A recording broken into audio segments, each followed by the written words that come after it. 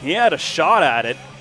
He got right up there, and a ball that was hit well by Ansari and just had enough to clear that wall in left field. IBL home run number 1 for Ayad Ansari.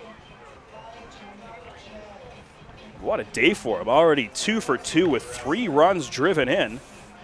The Panthers have stormed back, and they have a 6-5 lead here in the bottom of the third. This is just his 6th game of the year, but if he keeps swinging the bat like that, he's going to get a lot more opportunities and a lot more games. Ansari just finishing his sophomore season at Erie Community College. Massive home run there. And now it's Trent Lawson at the plate with 2 away. Pops that one up on the right side. Wilson giving chase. A lot of foul ground here at Jack Couch Park, but not quite enough to keep that one in the ballpark.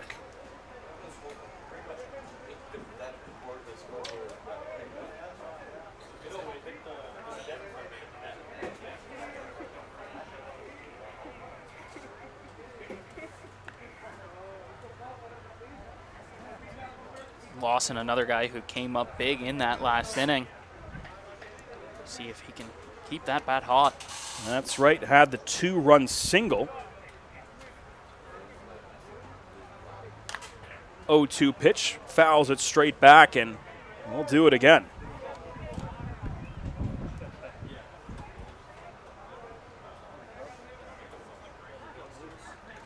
"65 pitches already today for Sebastian Rodriguez.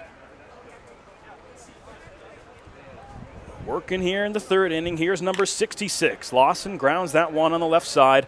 LaRue fields it, fires over to first in time to get Lawson. But Ayad Ansari burns Rodriguez with a 2-run blast. The Panthers have taken the lead after 3.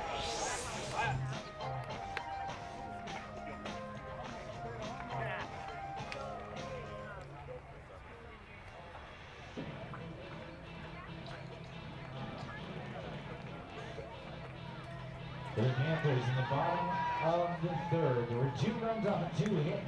No errors, none left on bases. That makes your score 6-5 Panthers.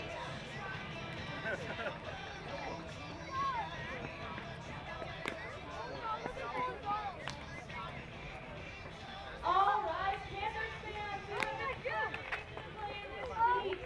That is, of course, our water balloon toss. We have 2 teams here, Noah and Max and Will. The Ruler versus Club, they are going to toss the balloons back and forth after every catch to take a step back. The first team to drop the ball or pop the ball loses, and the other team is going home with coupons for free drinks from A&W. You guys ready to play? Yeah? All right. Ready, set, go. Somebody really wants that water bottle. Let's go water balloon. Oh no! Right here! Okay, you get 1 free drop. Keep going.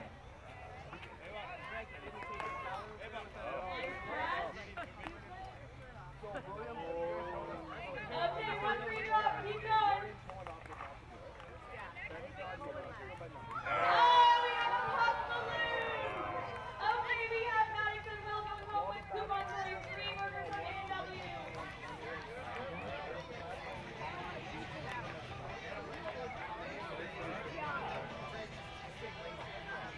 Thank you once again to Hannah and Emily, our in-game hosts for today's game. Congratulations to our winners. We're having some technical difficulties with our scoreboard. I will update you everything that you need to know throughout this game until we get that up and running again.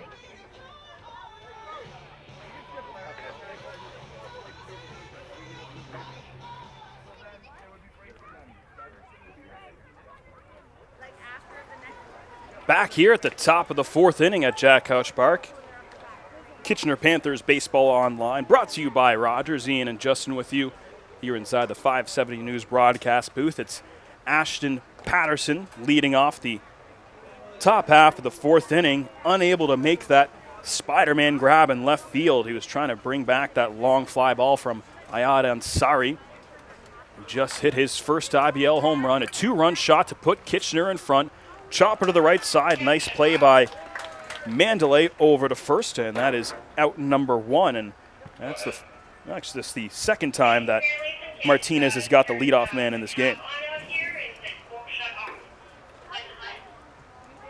And a chance now for Martinez to really get things going. He had a clean inning last time for the first time, gets the leadoff man, and talked about how much the Panthers are relying on him to keep that pitch count low. It seems like you need to start having some short innings if he's going to go deep in this game. Yeah, not having many arms available out of the bullpen today. You really want Martinez to settle in here, and he does a good job there with the first batter. J.D. Williams taking all the way for strike one on the fastball. 69th pitch of the day from Martinez, misses outside, ball one.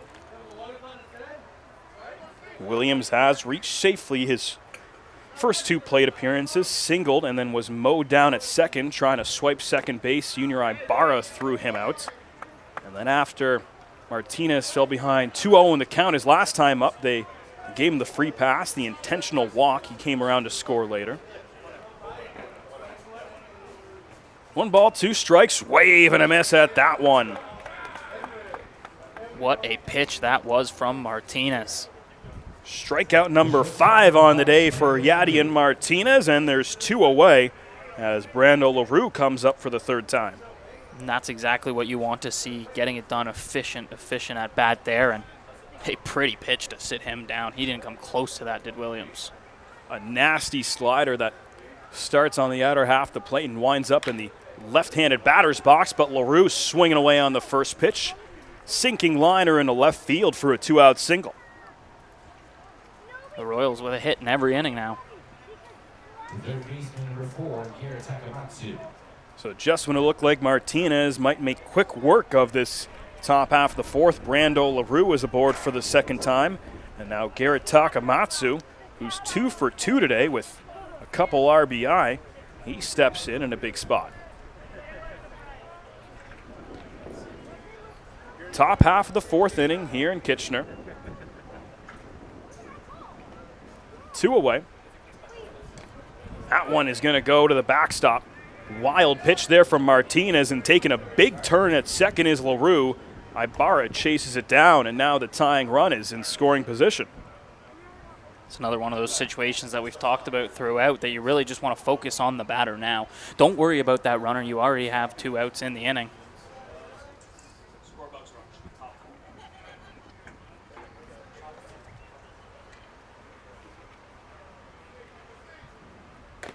Big wave and a miss on that outside fastball as Rodriguez can't connect and evens the count at 1-1. The 6th whiff of the game for Martinez, so he still has brought some impressive stuff today. It's more been finding that zone he's been struggling with.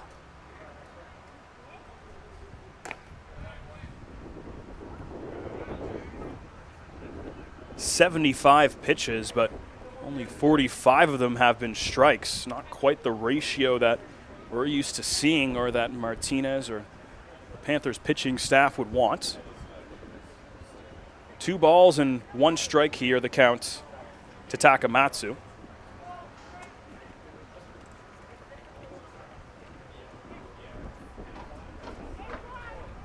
Takamatsu coming into today, tied for the team lead in hits. Big swing and a miss there for strike number 2. Entering play this afternoon with a .787 OPS.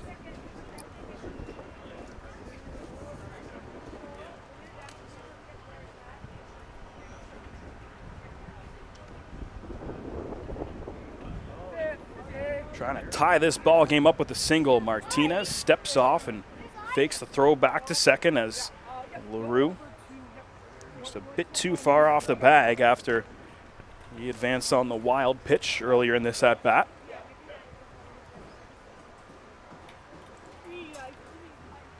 Two balls, 2 strikes, 2 out. Martinez deals ground ball to the right side. Mandalay has it over to first, and a clean 4th inning for Yadier Martinez. Faces 1 more than the minimum, but the Panthers' bats will have a chance to add on to this lead in the bottom half of the 4th. For the Royals in the top of the 4th, no runs off of 1 hit, no errors. runners left on base. 6-5, your score for the Panthers.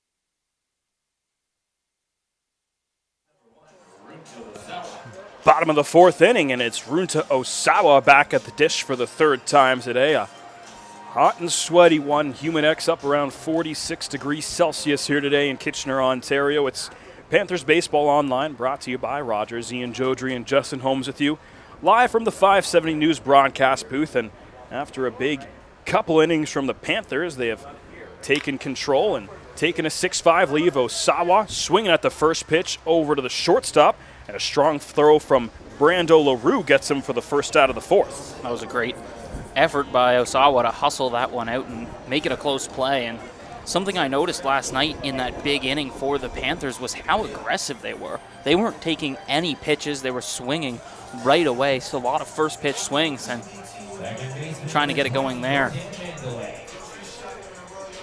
Jordan Mandalay back up at the plate.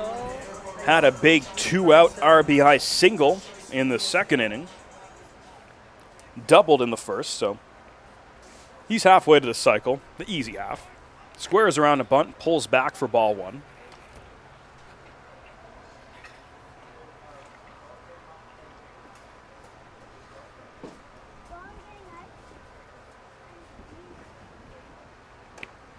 That breaking ball on the inside corner misses too far inside. And Jordan Mandalay up in the count, 2-0. That one's outside as well. And Mandalay way up in the count now, 3-0. Got to imagine he's taken all the way. Yeah, and both of his at-bats so far, he's done a great job at this, working into a hitter's count, and then all of a sudden you get that pitch down the middle, and he took it there. He just takes the walk. Could not have been taking all the way anymore. That's a 4-pitch walk from Sebastian Rodriguez, and Mandalay is aboard with one down. And that brings up Yosvani Penalve. Has reached base safely in his first two plate appearances. Walked his first time up, and then kept the Panthers' second inning alive due to catcher's interference from Matt Ward in the second inning. Still looking for that first hit, though. Comes into today with a batting average over 400, top 3 in the Intercounty Baseball League. So the Panthers try and really put this game on its head and add some insurance runs. Still only in the fourth inning, but it was Guelph striking first, taking a 5-0 lead. Then the Panthers, a 4 spot in the bottom half of the second, 2 in the bottom half of the third.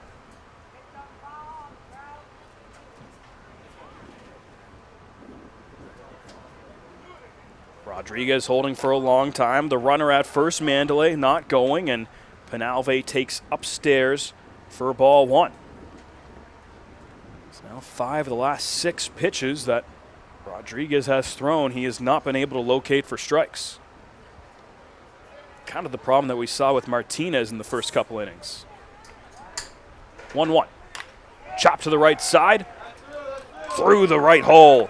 Nellis couldn't get there. Mandalay has to hold up at second. So after Osawa grounds out, Mandalay with a walk, Penalve with the single, and there's 2 on for Junior Ibarra.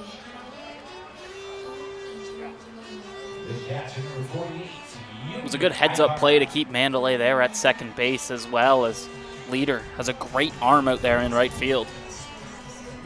Saw Leader flash the leather earlier in this game on Runta Osawa's first Panthers at bat of the day.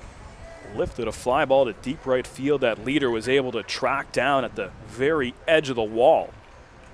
Brought it back. And now Ibarra in a big spot. Grounded into a double play his first time up. And then popped out to shallow left field in the second inning.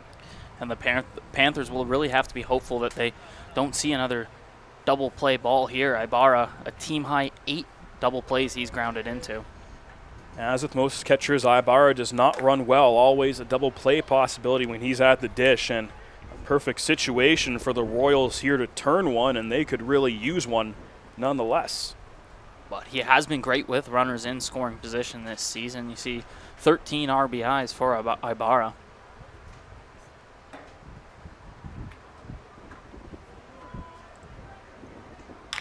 That one's chopped to the left side. Could be 2. No, it eats up LaRue at shortstop. Ripping around third and coming in to score is Mandalay. And now hung up between second and third is Penalve. He's going to race back to second, get caught in a rundown. So Ibarra will stay put at first, gets an RBI single, and extends the Panthers' lead to 7-5.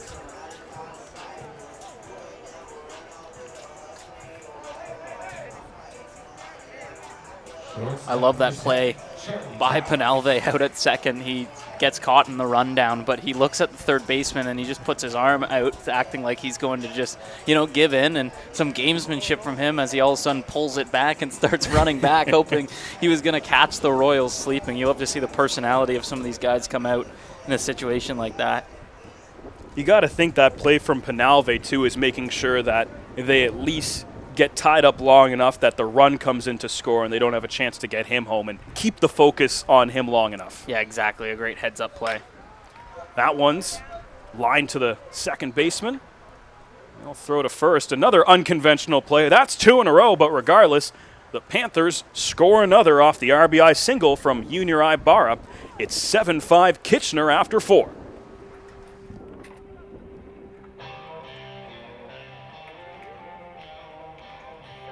The Panthers in the bottom of the 4th. 1 run off of 2 hits, no errors. Hardline drive up the middle. Whoa! Lindor out of nowhere. How did he do that? That Lindor can play. I don't know about that hair. And don't get me started on those gloves. I don't know. I kind of like it. It's time for a revolution. The Ref 1X by Ron. Going to program number 14.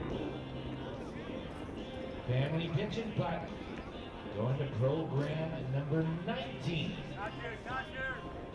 Swim pass from the city of Kitchener. Going to program number 23. Another swing pass from the city of Kitchener. Going to program number 16.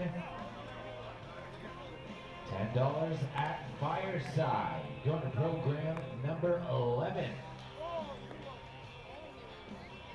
1 large Domino's pizza. Going to program number 9. $25 more to strikers on the line. Going to program number 5. $10 at Fireside. Going to program number 27. 1 large Dairy Queen Blizzard on the line goes to program number 3. And finally, our last program prize, one item at the concession stand. Going to program number 12. Congratulations to all of our program winners. Number 1, number 14, number 19, number 23, number 16, number 11, number 9, number 5, number 27, number 3, and number 12. Go pick up your program prizes right beside the box office.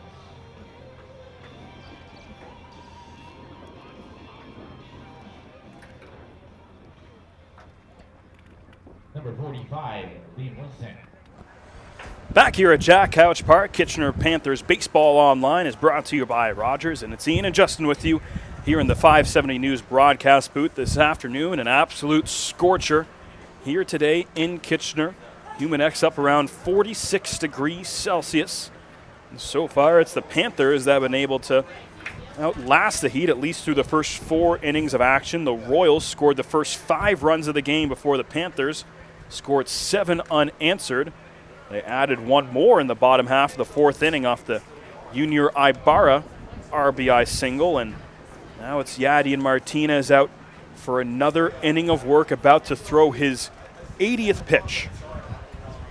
Here you have to think that the Panthers are hoping he can get a couple more innings in. As we mentioned off the top of the broadcast, there's limited arms available with so many games for the Panthers lately. It's just Parsons, Kozak, and Garcia that are available out of the pen, and that's Dakota Parsons, as we learned earlier today. Nick Parsons retiring from baseball.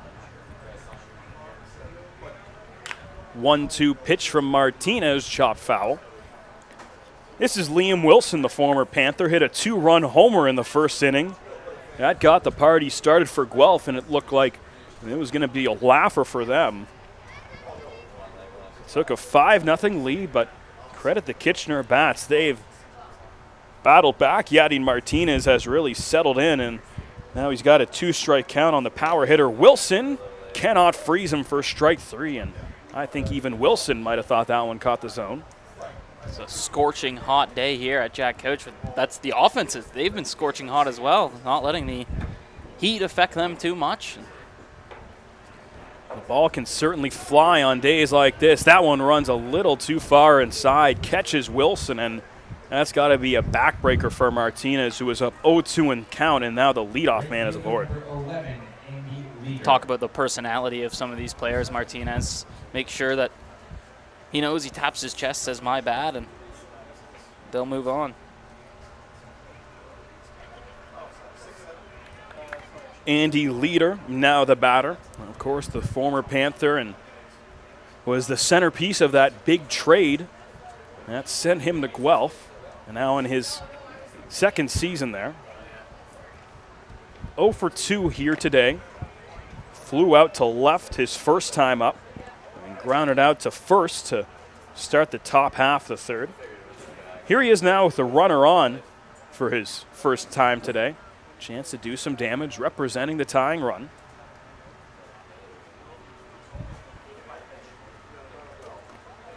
That one misses low.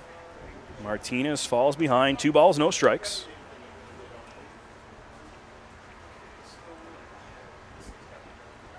Once again, 0 wind here at Jack Couch. It's that flag, just no movement out there in center. Ground ball to the right side, trying to run it down, but unable to field it cleanly is Mandalay. Might have had a chance of getting Leader at first base. Instead, it's an infield single, and there's 2 on to start the 5th. Yeah, that would have been a heck of a play if he pulled it off, but does a good job of just keeping it in the infield. Catcher number 10, Matthew Ward.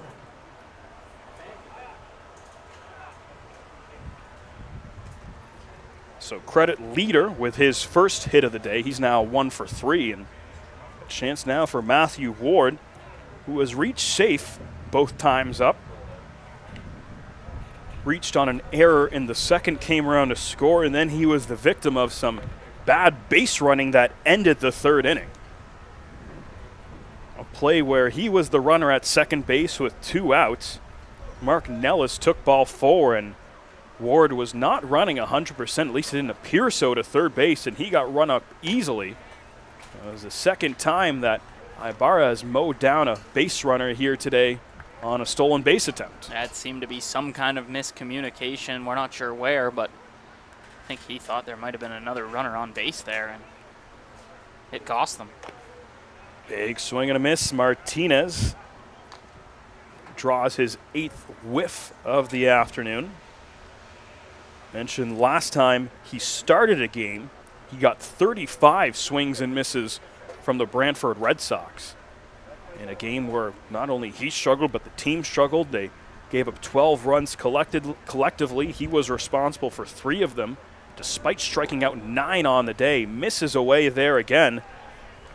Runs the count to 2-1. Martinez has been such a workhorse for this Panthers squad. He leads the team in innings pitched, the most strikeouts on the team. He's been a really, really solid pitcher. This is his 9th appearance of the season. Misses outside. Count goes to 3-1, and we definitely don't want to walk the bases loaded. We already saw him walk in a run earlier in the game. Still nobody out here in the 5th. That time Ibarra had his wires crossed, calls time.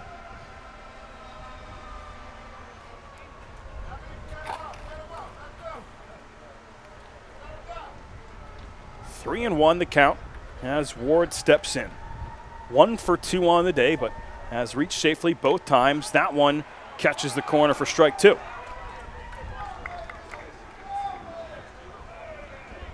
This is the 3rd meeting in the span of 15 days between these two teams. They'll meet again a little over a week from Tuesday.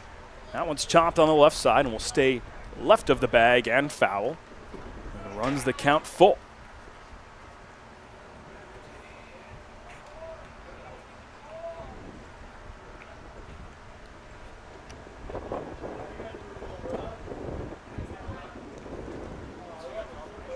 Ward in his first IBL season spent 4 years at Niagara University, won a conference tournament MVP award with the Purple Knights. Pokes that one in the right field, falling fast, going out. Mandalay can't get to it. Penalve fields it on a one-hop.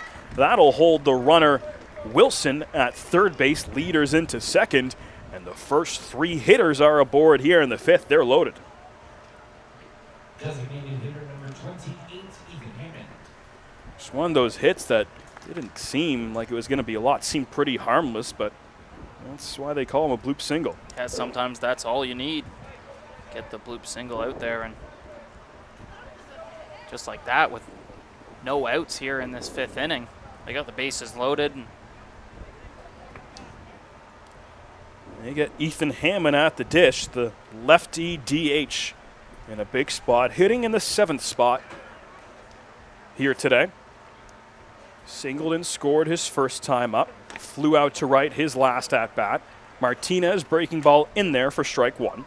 some movement over in the Panthers bullpen as Cade Kozak, one of the 3 relievers available out of the pen, gets warmed up as Martinez pitch count starts to get up there.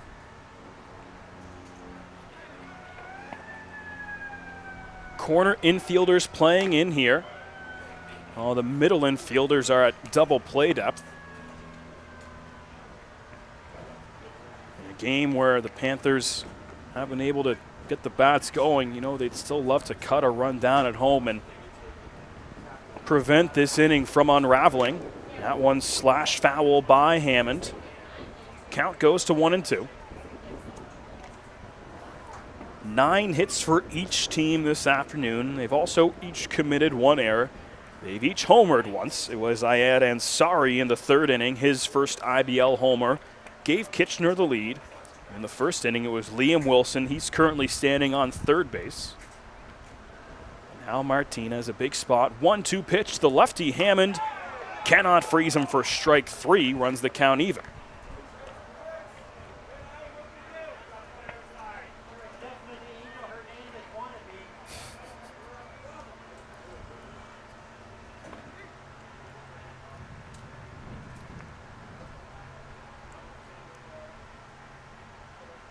Two. Good take again from him, and that breaking ball down in the dirt. And now Martinez, who was up in the count 1-2. It's now 3 balls, 2 strikes. You got to make sure that this pitch finds the strike zone. Already walked in 1 run in this game. Cannot afford to cut this lead to 1 and allow another. Still nobody out. Hammond, the 4th batter of this 5th inning, takes ball 4 low, and Martinez walks in a run for the 2nd time today. The Royals get 1 back, and it's 7-6.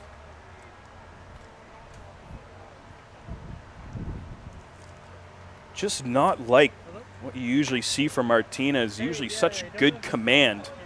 Not overpowering stuff, but he usually always at least keeps the game in control, keeps the walks down, and just hasn't looked like himself this afternoon. I had to restore the median. Yeah, you have to wonder if the workload that he's been tasked with is starting to catch up from maybe, or the heat to here today with unprecedented scorching heat at Jack Couch.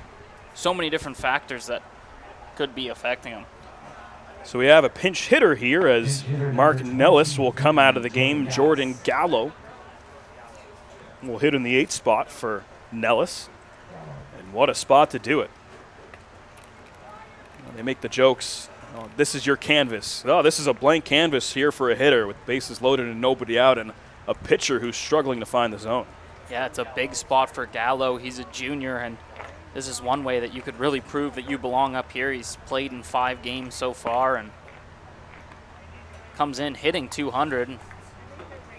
Doesn't have any runs batted in yet, so have to see if he can come up with some here. This is his first action since these 2 teams met here at Jack Couch Park exactly 2 weeks ago. He strokes that one in the right field down the line. That is down and will go to the wall.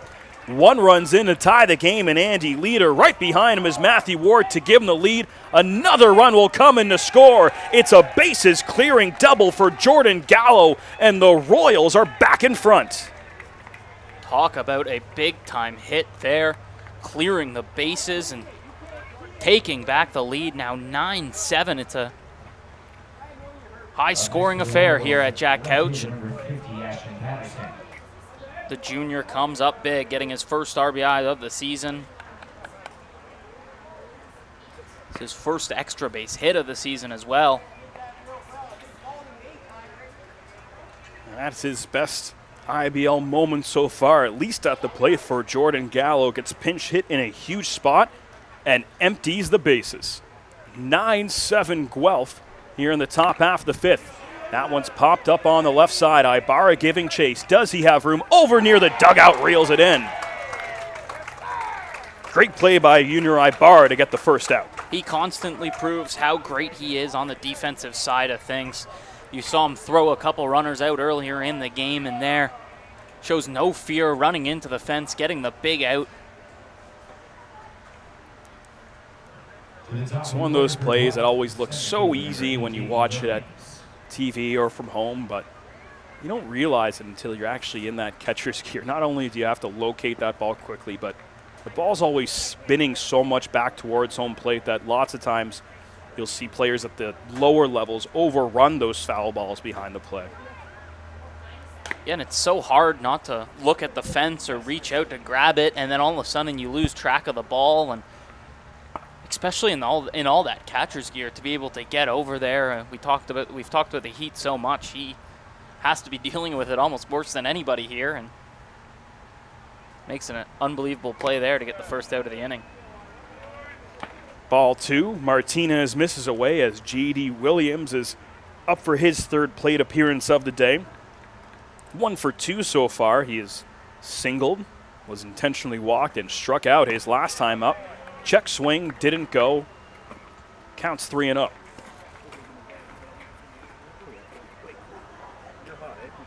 Oh yeah, very We much. saw Martinez intentionally walk him when he fell behind 2-0 earlier.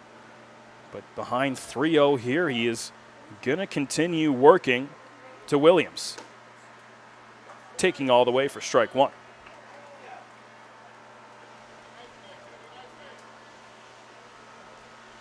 Williams 1 for 4 last night, struck out twice. came into today tied for the team lead in hits with 16. 3-1. That one's chopped to the left side and through the hole. Holding up at third base is that's Gallo, the pinch hitter who cleared the bases. So the single from Williams puts runners at the corners. If you can take a positive from that, it's at least that now you set up the possibility for that double play. Certainly won't be easy. They've got the speedy Brando LaRue at the plate. Has 3 stolen bags on the year. Not known for his power.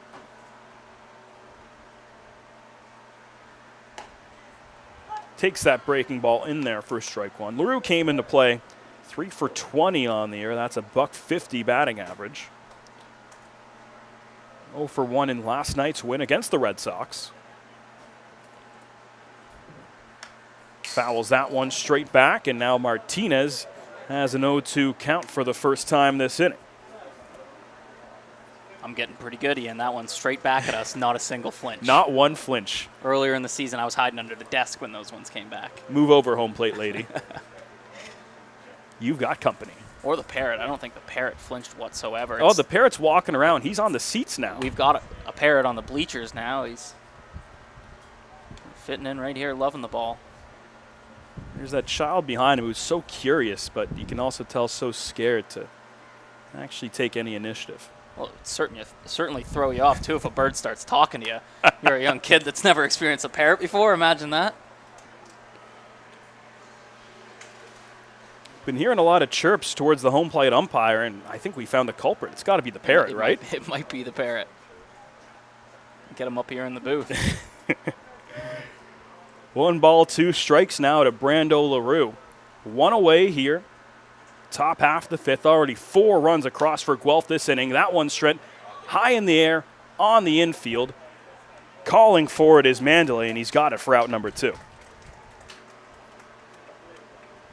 It's a big second out for Martinez. The Panthers clearly hoping that he can get them out of this inning. He's up now over 110 pitches. Kitchener has already erased a 5-0 deficit here this afternoon. They're going to have to come back for a second time here today if they want to pick up back-to-back wins for the first time all season. And now it's Garrett Takamatsu at the dish, 2 for 3 on the day. Has already driven in a pair of runs.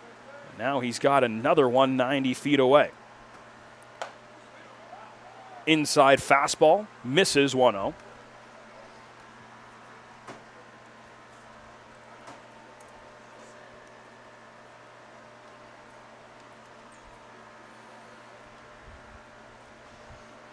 Here comes pitch number 113 today for Martinez. That one takes a hop off the mound, and that'll help out Charlie Towers. Flips to second, and they get the runner to end the inning, but not before. 4 runs cross the plate for the Royals in the top half of the 5th.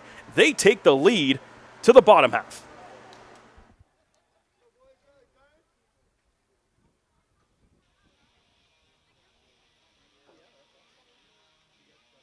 For the Royals in the top of the 5th, there were 4 runs off of 4 hits. No errors, 2 runners left on base.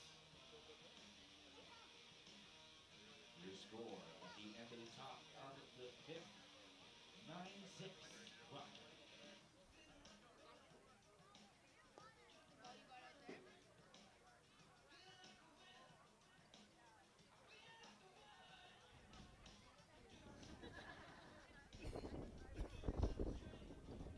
Correction, make that 9-7.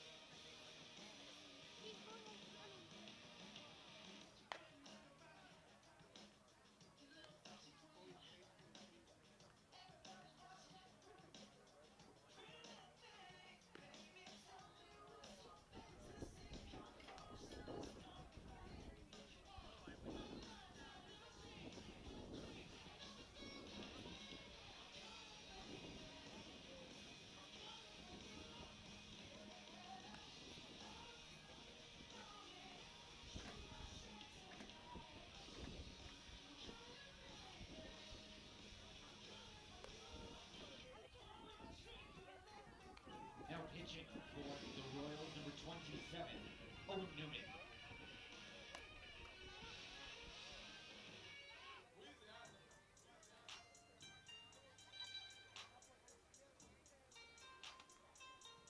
And leading off the bottom of the fifth are your Panthers designated hitter number 5, Yosuke Fuji. Back here at Jack Couch Park for this scorcher of a Sunday afternoon between the Royals and Panthers. Panthers Baseball Online brought to you by Rogers. Ian and Justin with you in the 570 News broadcast booth. It's 9-7 Guelph as we begin the bottom half of the fifth inning, and Sebastian Rodriguez's day is done. Yeah, we got a new man on the mound, Owen Newman. It's his 5th appearance of the season. An ERA just over 2. He's really been great for the Royals in 8 1/3 innings, striking out 4, just walking 2. After such a promising outing for Rodriguez his last time out against the Jackfish, rather disappointing here this afternoon. Only lasts the 4 innings, gives up 9 hits, 7 runs, all of them earned. Gives up a long bomb, walks 3 batters, and only gets 2 strikeouts on the day. We'll have to see if Yadier Martinez is back out for the 5th.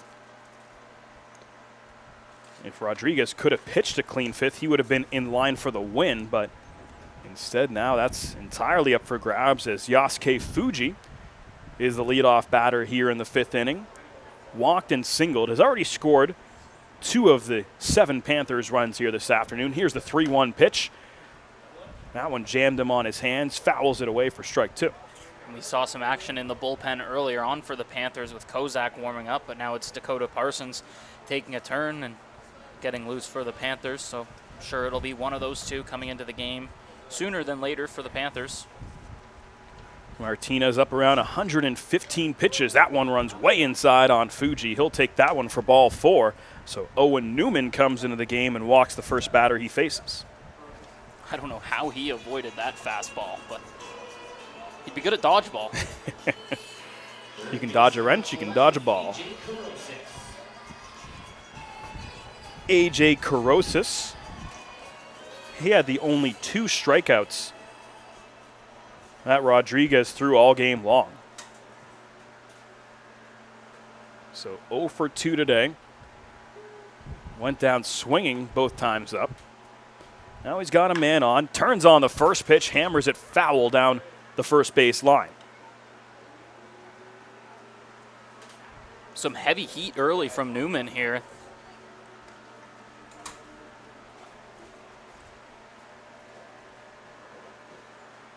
Newman coming into play today with a 2.16 ERA and a whip up around 168.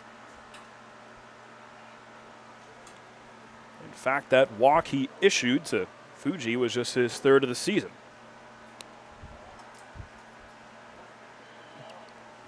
He's a guy that can eat up some innings. He came in relief a little over a week ago against Brantford, pitched 3 innings.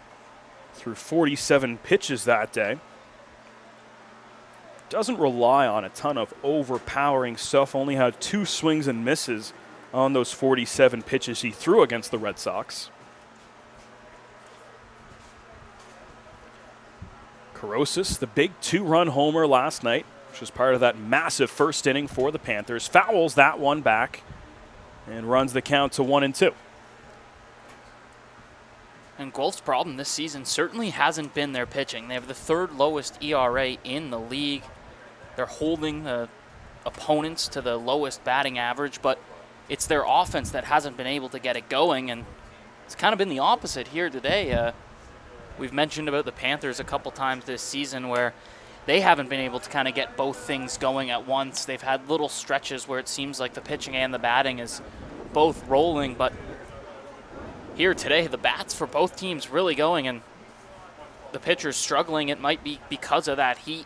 This might be one that you just kind of throw out after, because how often do you see 45 degrees? I can tell you I've only seen it a couple times in my life. So, having lived here for 11 years now, this is certainly the hottest I've seen it in the region, and they are playing at peak humidity here today. As mentioned, 34, feels like 46 right now with the Humidex in Kitchener. The fans still packed the Jack here today. It's a a really good crowd. And are you talking about the people in the stands or all the fans we have up That's here in the what- broadcast yeah, booth trying to exactly. keep us cool? I was going to say, we have just about as many up here, and we could still probably use more. Whatever your biggest fans are, we could use them here today. Good at bat from Carosis. He draws a walk. So after we talked about Newman, only walked 2 batters all season coming into today's game. He walks the first 2 Panthers he faces. Quick meeting on the mound to try to settle him down, and have a dangerous bat coming to the plate here. And sorry, probably the hottest batter on the team in terms of he's got 2 hits on the day, including one towering shot off the scoreboard in left field. And Sari went 2 for 5 in his first 5 games of the season, so now 4 for 7 in his young IBL career. And this is all coming after he caught a night game last night. A lot easier said than done. He gave Ibarra the night off behind the dishes. They kept Junior's bat in the lineup in the DH spot. Today it's the veteran catcher back behind the dish, and Zari slides over to first base, and now he's back up in a big spot. Hit that 2-run homer in the 3rd inning. And now there's 2 on, nobody away. And Sari representing the go-ahead run for the Panthers, facing Newman, who has had some real trouble finding the strike zone. Fastball misses outside.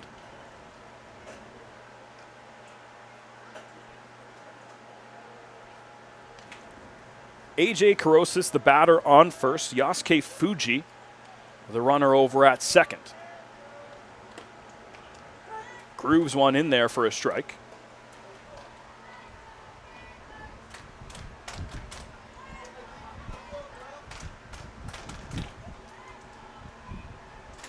Panthers coming in after snapping a 5-game losing streak. The Royals just snapped a 7-game skid last night. There's a double play ball.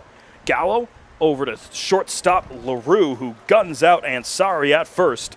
4-6-3 to get 2. Newman gets a big 2 outs there, struggling and walking the first 2 batters, but gets just what he needs there. But he's going to go up against Lawson, who's been one of the better bats for the Panthers this season. And having him hitting the 9 spot today just really speaks volumes to Panthers getting runs from places that you least expect them this year.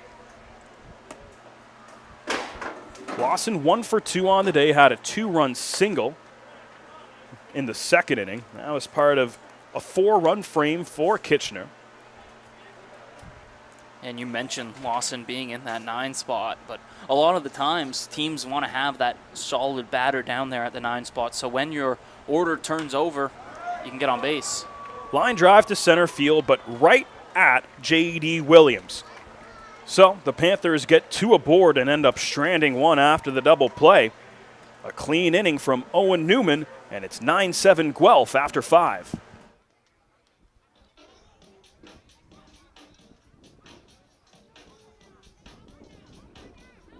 Panthers at the bottom of the 5th. There were no runs, no hits, no errors. 1 runner was left on base. Your score through 5. 9-7 Guelph. Throw things on field to our in-game host, Emily.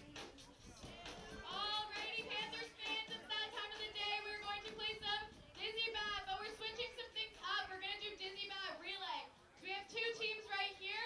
The first person's going to spin around the bat 3 times. Then they're going to run all the way over to Hannah. They're going to tag her, run all the way back and tag their next player. They're going to continue this until all 3 have gone. The first team with all 3 people who have completed the relay and sat down are going home with a City of Kitchener swim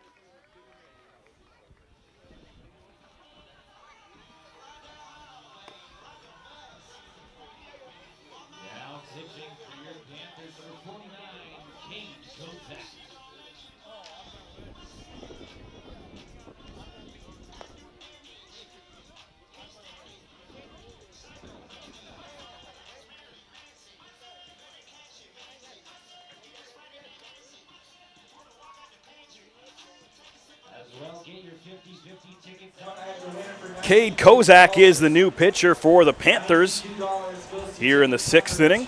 Yadier Martinez, 5 innings of work, gave up 11 hits, 9 runs, 6 of them earned, struck out 5, walked 3, and gave up that 1 home run to Liam Wilson back in the 1st inning.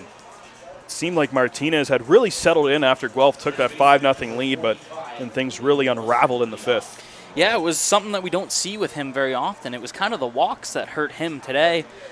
He was able to get some swing and misses. He had 8 of them on the day, but it was just could not avoid those walks. Walking in 2 runs with the bases loaded is something that you never want to see as a pitcher. And now Cade Kozak gets a chance on the mound.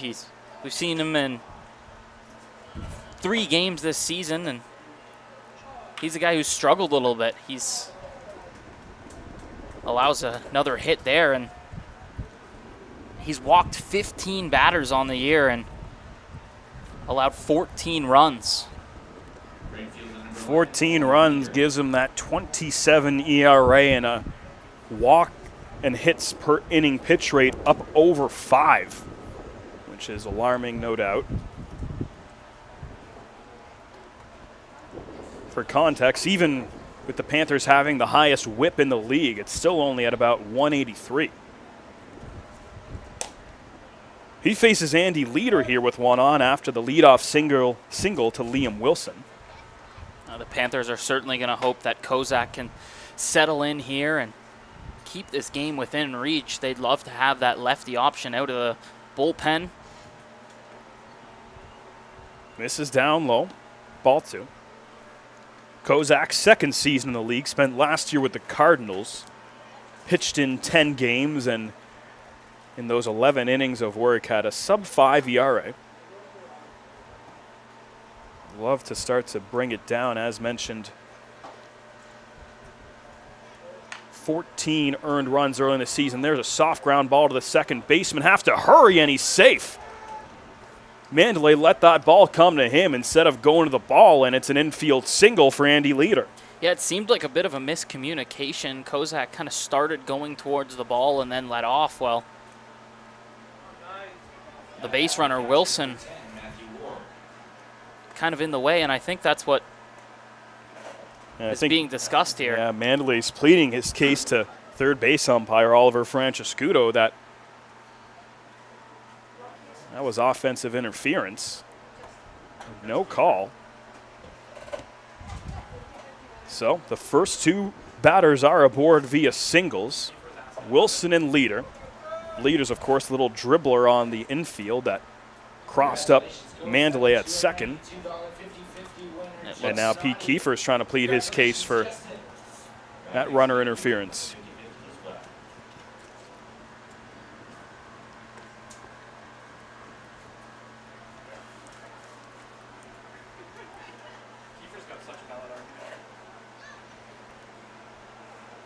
But nothing going to change here. Wilson pleads his case as well. And if you're the Panthers, you just have to move on and worry about trying to get through the rest of this inning. The thing is, the runner, Wilson, didn't do anything wrong. He ran in a straight line. He didn't touch the ball. Mandalay has the right to the baseball.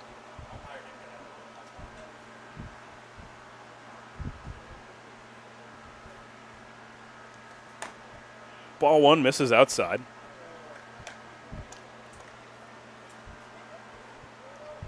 This is Matthew Ward, who is 2 for 3 on the day, has reached safely all 3 times up. Was aboard on an error his first time up, doubled the next time, and then singled and scored in the 5th. Another foul ball straight back, and no flinch from Mr. Holmes. I flinched. Oh. It was a big flinch. You could have fooled me. I know. I'm glad I'm not on camera because that one was a really big flinch. No flinch from the Parrot in the front row, though. I think I just heard him. And the good news for the Parrot, it's cooling down a little bit. It's only down to 44, feels like. So. Wow. I'm going to have to break out the winter jacket here soon.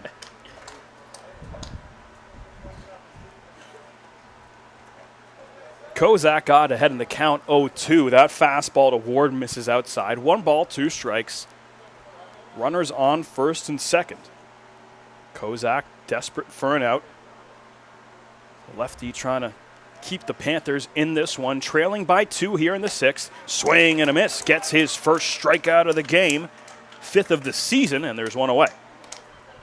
It's a great job by Kozak putting that last play behind him, forgetting about it, and just going at the batter. And he does a great job of that, sitting him down.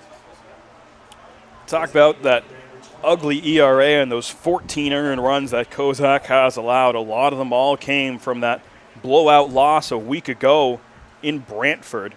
He pitched 1 inning, allowed 6 hits, 9 runs, 8 of them earned, and walked 5 batters in that appearance. Yeah, you saw him in that Welland game as well, another blowout. So it's a bit of a small sample size for him, and he's been put into some tough situations. So coming into the game, he had only pitched 4 2/3 innings. So you get a couple scoreless outings, and you can bring that right back down to earth. Ethan Hammond, the designated hitter today, lefty fouls that one away, and now Kozak is ahead in the count 0-2.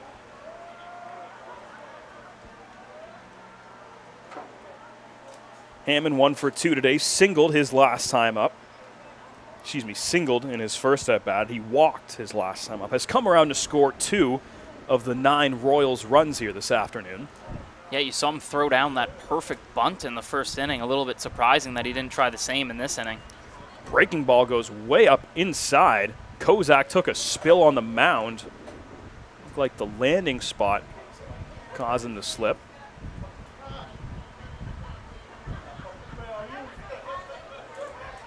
Looks like he's going to be all right, though. It took quite the tumble. I don't think they can afford a pitcher injury here today. As mentioned, a very short list of available arms for Pete Kiefer's side. Martinez lasted 5 innings, probably about 1 inning shorter than what they would have hoped for in an ideal situation, through 113 pitches. Count even at 2-2. Wilson at second, leader at first. A couple former Panthers have been a part of the Royals' run-scoring party here today.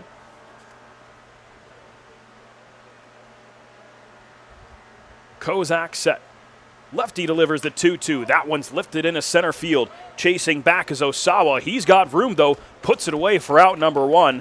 Runner tagging and advancing to third is Liam Wilson. But after a couple singles, a big second out from Cade Kozak. Now here you just got to focus on the batter. Gallo did such a great job in his last at-bat to pull one to right field and clear the bases, and he's going to get another chance here with runners in scoring position, runners on the corner, and this time he has to face the lefty. So we got a lefty-lefty matchup. Gallo, the first-year player out of Mississauga, playing in his 6th IBL game. Had never driven in a run in his career. Well, he cleared the bases, a 3-run double in what was a 4 spot for the Royals last inning. He's got a chance to put more on the board. Fastball upstairs for ball 1.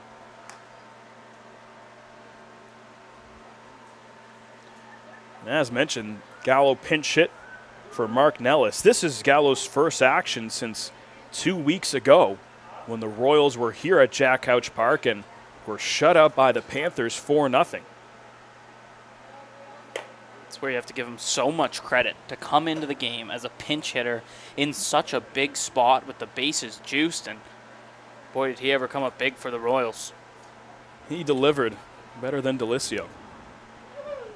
Nice.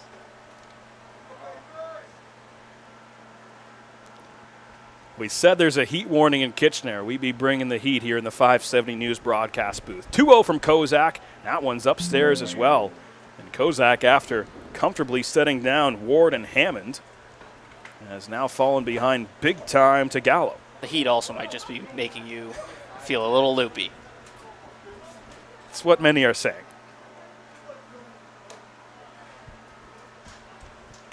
4-pitch walk, and the bases are loaded for Ashton Patterson. Kozak continues to struggle with those walks this season. That's now 16 on the year, and it's going to be another spot where you cannot afford to have another walk. A pinch hitter, Ashton Patterson, will come out of the game. He was playing left field and batting ninth. It'll be the outfielder David Stanley, the righty, slotting in as a pinch hitter.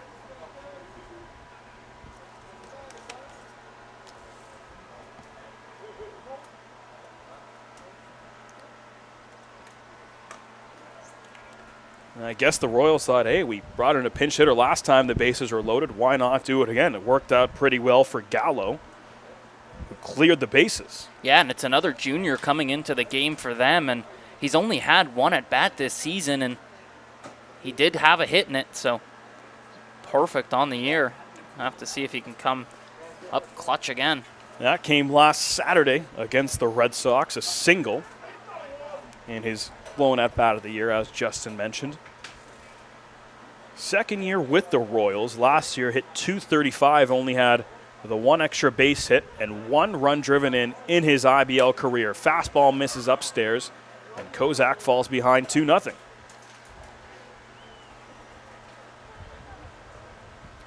It's the top of the order due up for the Panthers in the sixth. The question is, what will the deficit be? It's currently at 2. Stanley takes that one up high, and Kozak cannot hit the broadside of a barn right now. Pete Kiefer signaling out to the bullpen, so another arm will get loose for them. 3 balls, no strikes. Has to find the zone, or it'll be the third run that the Panthers pitching staff has walked in today. Grooves that one in there for strike 1. And it looks like Danny Garcia getting loose in the Panthers' pen. We mentioned that we were pretty sure they only have Kozak, Parsons, and Garcia available out of the pen in this one, and they still got 3 or 4 innings to go here. Oh, and Stanley looked like he chased that one up in the zone, might have brought in a run, but with a hitter's count, he was swinging, and now Kozak is 1 strike away from getting out of it. And Stanley not happy. He looked to the sky after that swing. He knows that one would have brought in a run, and Ibarra just looks out to the mound and tells Kozak to take a deep breath, which he does, and comes to a big spot here. He's got a good defense behind him. Let's see if he leans on them and pitches to contact here. 3 balls, 2 strikes. Kozak the pitch. Swing and a miss. Kozak escapes the bases loaded jam and holds the Royals at bay. The lead stays at 2. It's 9-7 Guelph as we head to the bottom of the 6th.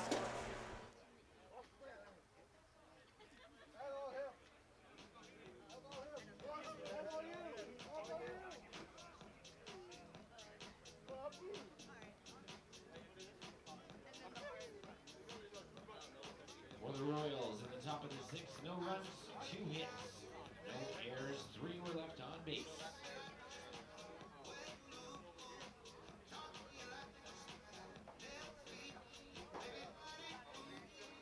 Your tickets now at HamiltonCardinals.com, because this summer the stars shine brightest in Hamilton.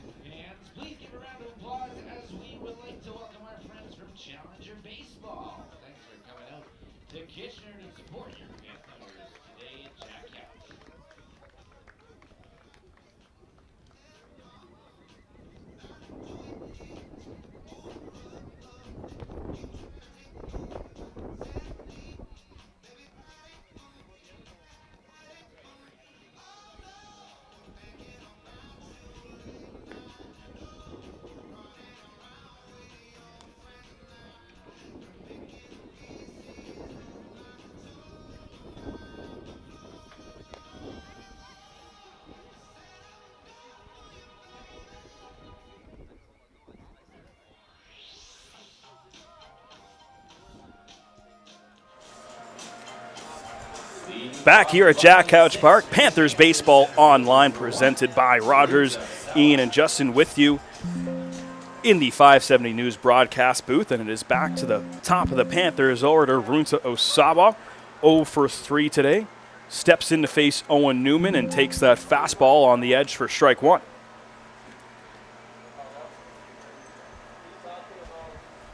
Osawa is the only Panther to not reach base safely here today. Of course, he got everyone talking on Friday night in Hamilton when he homered in his first IBL at-bat, second pitch of the game.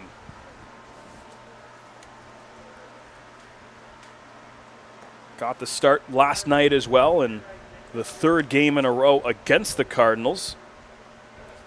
Went 2 for 4. Also walked. And that one catches the outside corner. Looks like Ward did a nice job to frame it.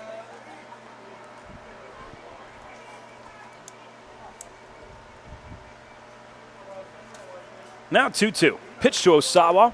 Floats that one down the right side, twisting towards the line, and that one will be caught on the run by Andy Leader. Nice job to chase it down. Yeah, he's shown some great ability in the field today. That one I thought was going to drop, but he takes the right path to it, shows off his speed, getting the first out of the inning. And that's twice now that Leader has taken away what looks like a potential hit from Osawa. In the first inning, Osawa led off the game with a drive to the limits of Jack Couch Park that Leader had to pull down at the wall. That time, Osawa with an opposite field fly ball that was twisting. Looked like it could have gone for extra bases, but Leader tracks it down, and there's one away. Mandalay, hard ground ball to the second baseman, handled by Gallo over to first, and a nice play by Wilson to field it, and there's 2 away. Panthers being very aggressive here in this inning. But Newman getting 2 quick outs. And he needed it after a couple struggles in that first inning of work. Yeah, there was a pair of walks for him, but then he got that double play ball that he needed to so badly and was then able to get out of that inning. The Royals have been helped by the double play twice here tonight, both of them via the middle infield. And now Yosvani Penalve is the hitter with 2 away for Kitchener. Takes that one for a strike. Penalve, 1 for 2 on the day. Walked his first time up, then reached on catcher's interference, and then singled back in the 4th.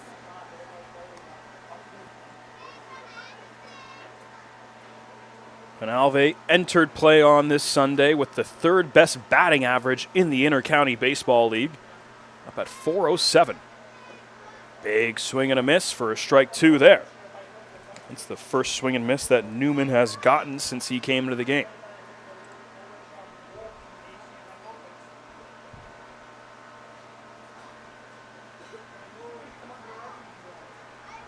Here's the 1-2 to Mandalay. That one's ripped down the first base line and just twists foul before it gets to the bag. And we'll redo the 1-2.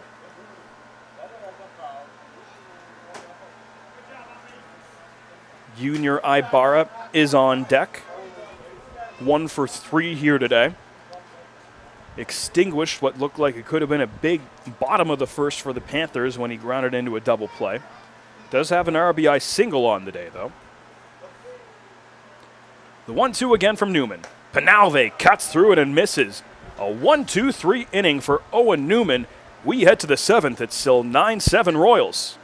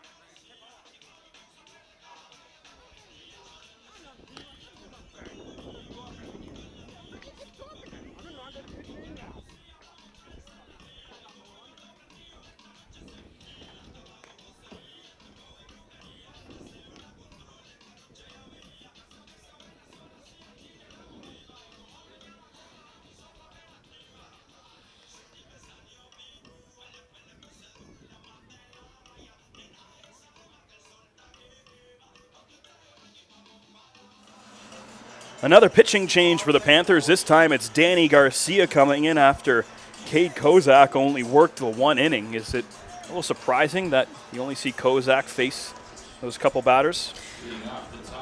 If you asked me before the game, I'd say yes, but with the way Kozak was pitching today, I don't think that they wanted to keep this a close game, and Kozak was struggling to find the zone a little bit again, and Danny Garcia's probably been your best pitcher this season. His ERA under 1. The former Royal, he came over in that Andy Leader trade, and he's probably in line to be the Panthers, you would have to think at least, the Panthers' new closer. We learned earlier today that Morris looks like he's going to be done for the season, not 100% done for the year, but looks like it's going to be about 8 weeks with a torn rotator cuff, so Garcia, they're going to have to rely on pretty heavily, and he's shown up big time this season. Has only allowed the 1 earned run. That came last game against Hamilton, which was what you would almost call a garbage time run when the Panthers had all but secured it. Well, they had all but secured the loss. Threw 51 pitches in that one. That was the first run and walk that he issued the entire season. Fastball misses away. Runs the count full.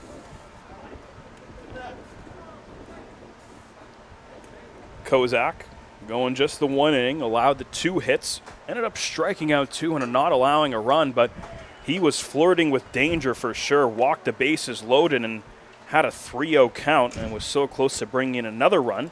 Now Danny Garcia comes in. We mentioned he'd only allowed 1 walk all season. He walks the leadoff batter here in J.D. Williams. You have to think that the heat getting to some of these pitchers, you're seeing some really uncharacteristic issues for them. We saw it with Martinez early in the game, a guy who almost never walks batters, and then Garcia, the same thing. It's, when you deal with this type of weather, there's no way to prepare for it. The ball could be extra slippery out of your hands just because of sweat. There's so many things that this brings into play. 46 degrees Celsius with the Humidex here today at Jack Couch Park, and no wind at all. I saw that flag blowing a little bit earlier, but it is not moving at all right now as Garcia misses up high for ball 2. Batter now is Brando LaRue. The speedy shortstop is 1 for 3 today.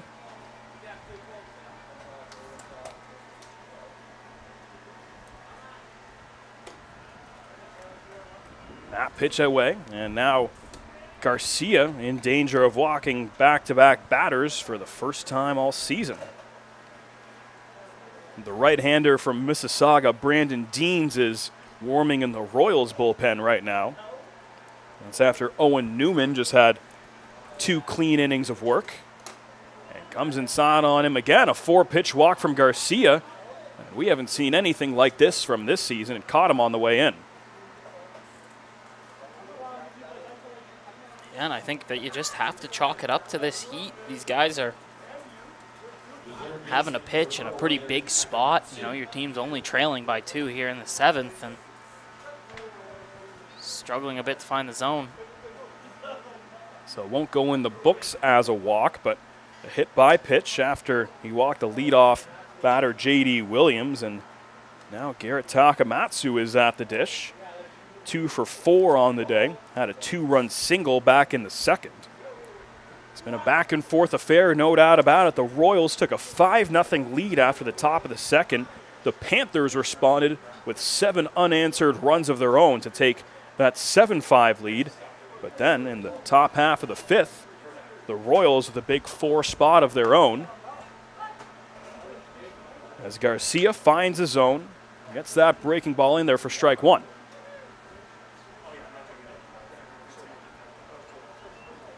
LaRue, the runner at first. Williams leading off at second. He's taking off for third. Both runners going, and a check swing foul by Takamatsu saved a potential double steal, and you see the frustration from him.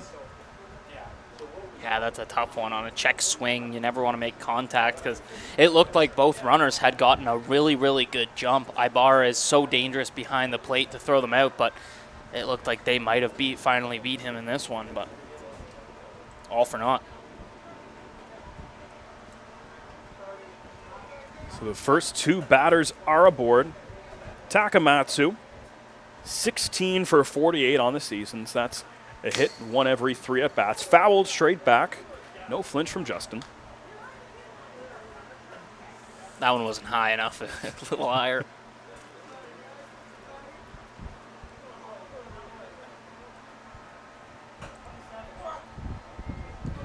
As mentioned, these two teams will meet again in 9 days. That one at Hastings Stadium for their 4th installment of the season. Kitchener leading the season series 2 games to none. Here's the 0-2. Takamatsu tattoos that one to right center field, and you can forget about that one. No doubter, 3-run blast from Garrett Takamatsu, and the Royals take a 12-7 lead.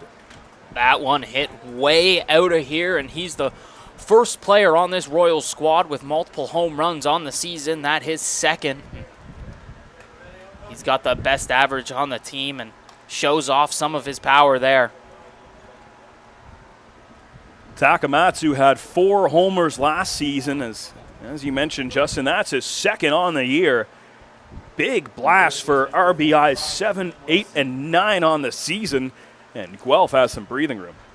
Coming into this game, Guelph only 3 home runs on the season.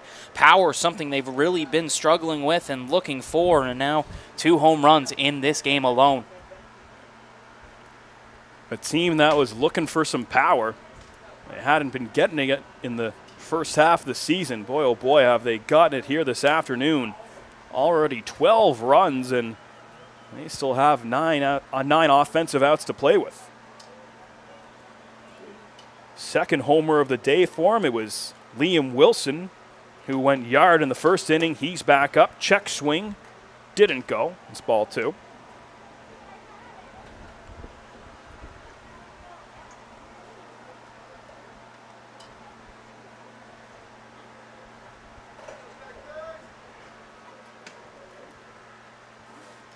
That one's way outside in the other batter's box as that one rolls to the backstop 3-0, and certainly not the Danny Garcia we're used to seeing.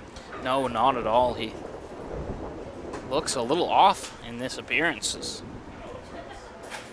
Could be the heat, could be a lot of things, but it's certainly not the right-handed powerhouse that we've been used to seeing in the first half of this IBL season. We mentioned that he just issued both his first earned run and walk of the season Friday night in Hamilton after not allowing any in his first 8 innings of work on the year. That one misses away.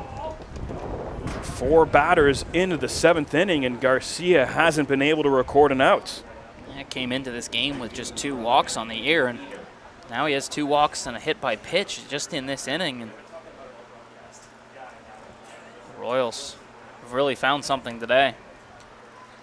Certainly not the easiest spot having to come in against the top of the order, but that is where Pete Kiefer leans on you to be the stopper and keep this game close. It has been the exact opposite.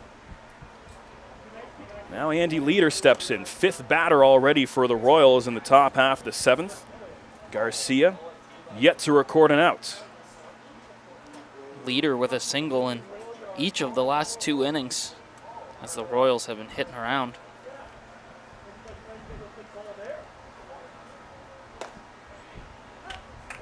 Breaking ball finds the bottom of the zone and evens the count. Ibarra just flicking it over there to first base, trying to catch the base runner sleeping, but gets back in plenty of time. Of course, Garcia and Leader traded places last year, and now Leader sends that one high and deep to left field, giving chase is Lawson. That's off the wall. Digging in and getting into second is Wilson, and a stand-up double for Andy Leader, and the nightmare 7th inning continues for Danny Garcia. It might be the heat getting to these guys today, but the Panthers pitchers have struggled finding the zone, and then the Royals have done a good job of, once those guys have gotten on base, getting big hits.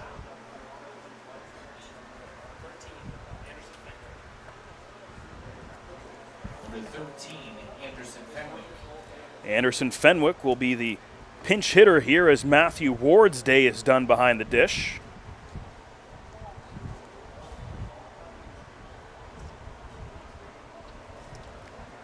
Ward had a 2 for 4 day. reached safely his first 3 times up before being one of the 2 Cade Kozak strikeout victims his last time up. First pitch strike from Garcia, and feels like he needs a few more of those. Yeah, he needs to just settle in here, focus on the batter. Still yet to get an out in the inning, but there another good swing and miss. Has not been able to get ahead in the count for these first 5 batters, and now finally the pinch hitter Fenwick comes up, and Garcia up 0-2. Here's the delivery, breaking ball way outside. Fenwick, another junior, getting into the game for the Royals. 1-2.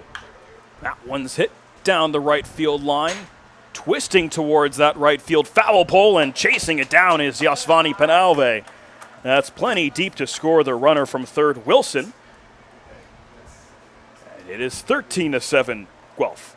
It was a great job to track that ball down. He had a long run to go, but he gets to it. But Guelph still scores another run, and it's another extremely high-scoring affair here at Jack Couch. It's now 13-7 for the Royals.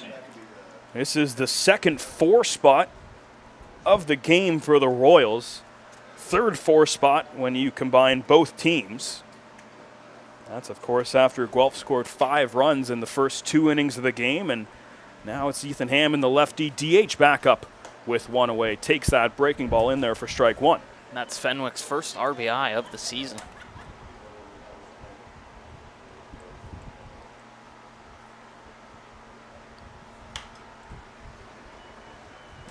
Drifted down the third base line and out of play.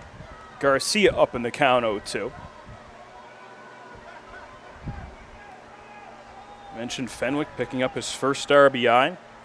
That one won't count as a hit, obviously being a sac fly, but any run can be big in a ballpark like this. 0-2 pitch taken in a right field. And he can walk home. Andy Leader scores the 5th run of the 7th inning for Guelph, and they keep on cruising. They're now doubling up the Panthers, 14-7. Something off with Danny Garcia today. This is just not what we've seen from him all season long. We've mentioned that he has really been one of the best pitchers for this team, but the Royals are getting to him in this one, plating yet another run. Jordan Gallo, who's been successful here today, had a bases clearing pinch hit double back in the 5th. Walked his last time up. Here's his 3rd plate appearance.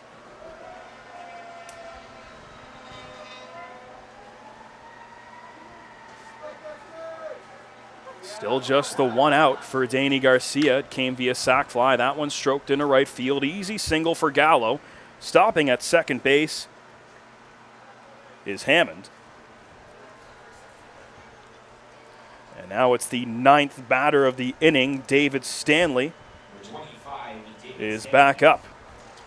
Pinch hit and struck out in the 6th. It'll be interesting how long they let Danny Garcia go for. Already up to 31 pitches, and he's only got 1 out. It's tough because we're going to talk about Danny Garcia as one of the better pitchers for Kitchener this year, but one outing like this just completely balloons that ERA. Yeah, this is certainly not what we've seen from him so far this season. Just looks like he can't get a grip on it out there. And absolutely lost control of that breaking ball. Flew out of his hand and almost drilled Stanley up high.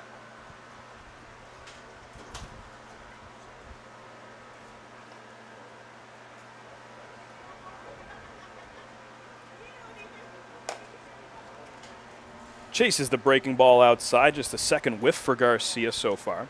Something you usually see him have so many of.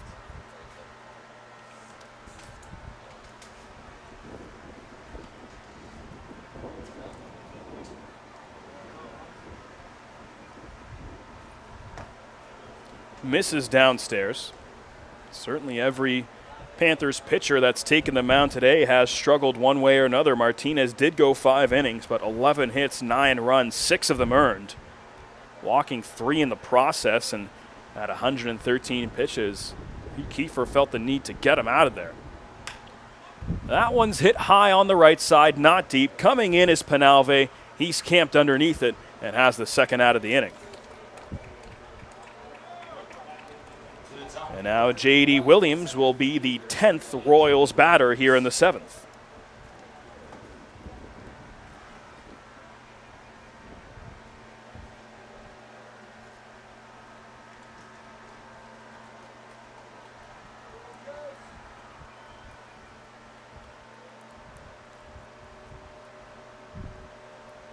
Williams 2 for 3 on the day.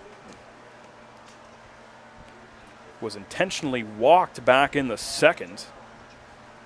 Was part of that 3 spot. And walked to begin this 7th inning. This inning started with J.D. Williams. Let's see if Garcia can end it with him as well. 2 aboard. And the Panthers now facing a 7-run deficit. Guelph has scored 9 unanswered runs.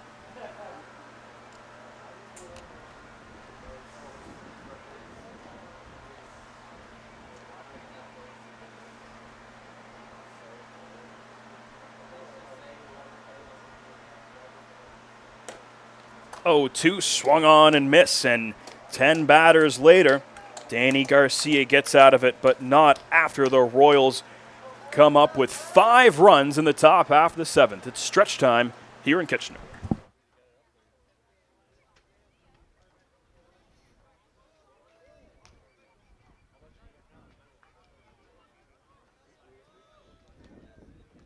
For the Royals in the top of the 7th, 5 runs off of 4 hits, no errors, 2 runners were left on base.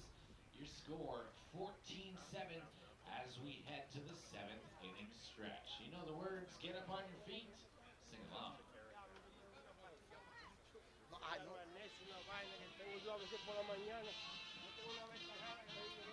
Take me out to the ball game, take me out with the crowd.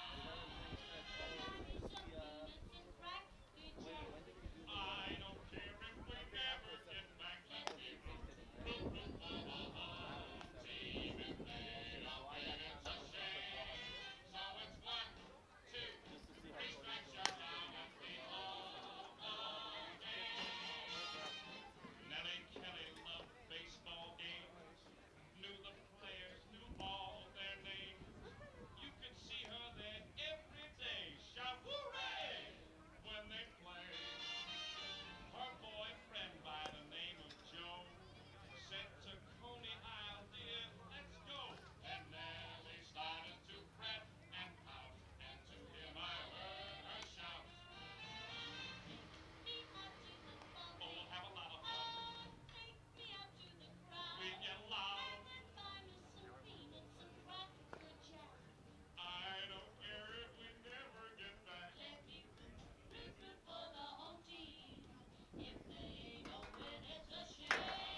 Or it's 1, 2, 3 strikes, you're out at the old ball game.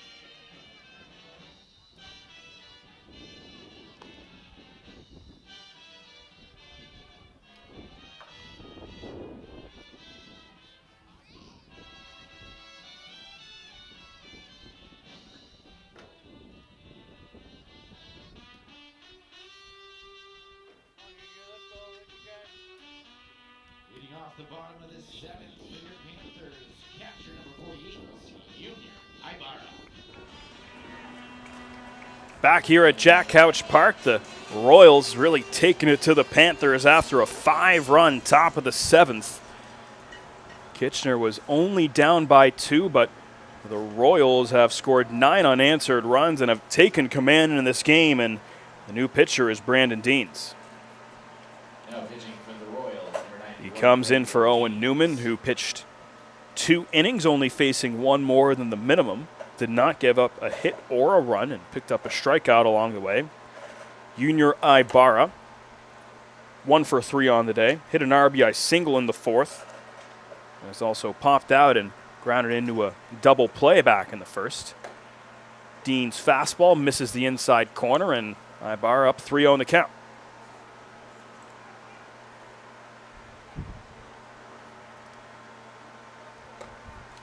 And a 4-pitch walk as soon as he checks into the game. Brandon Deans walks Ibarra.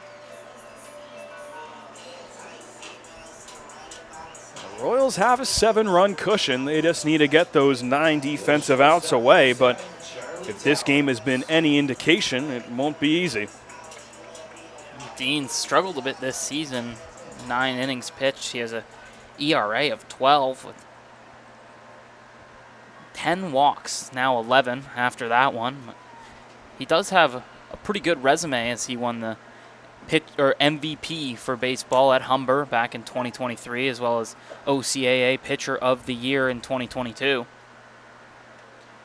His 4th season in the league, all with the Royals. Last year had a 4.76 ERA over 28 innings of work. Also had 3 saves, so came in and was a late game stopper. I'd like to say it's hard to imagine it being a save situation at any point today, but we all know no lead is safe here at Jack Couch Park. Charlie Towers, soft liner to the left side. Nice play by LaRue to get there and gets the out at second. Ibarra gets burned for the 2nd time today. Grounded into the double play earlier, and that time gets mowed down at shortstop on a play that's usually an infield single. Yeah, that was a really, really nice play just to get to that ball and then let alone get the accurate throw to second base. That brings up Yasuke Fuji. Officially 1 for 1 on the day, has scored twice, singled and walked in his 3 plate appearances. That one's inside and gets away from the catcher Fenwick. He checked into the game in the top half of the 7th. He came in for Matthew Ward, who started the game behind the dish. That advances the runner Towers down to second, 1 away. Some decent speed there for the Panthers out at second now with Towers, and like we've said so many times, no lead's ever safe here. And another one. That one eats up Fenwick. Towers will walk in a third, and now a run is 90 feet away. First one will be scored a wild pitch. Second one, a pass ball charged to Anderson Fenwick.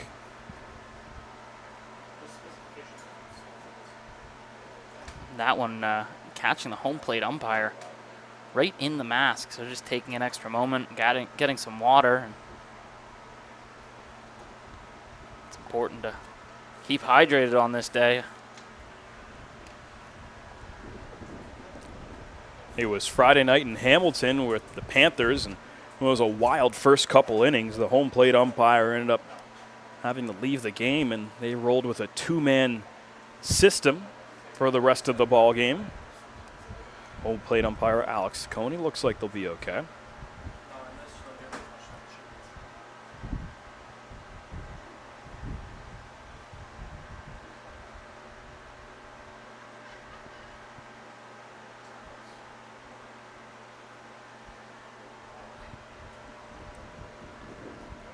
Francesco DiBiase and Oliver Francescuto, the first base and third base umpires here this afternoon. And Fuji trying to stay loose at the dish. Brandon Deans facing his 3rd batter since coming into the game.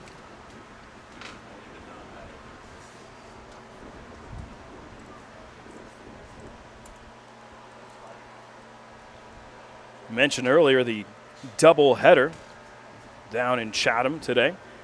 The Barnstormers swept that doubleheader, took the first game 7-2 and the second game 7-4.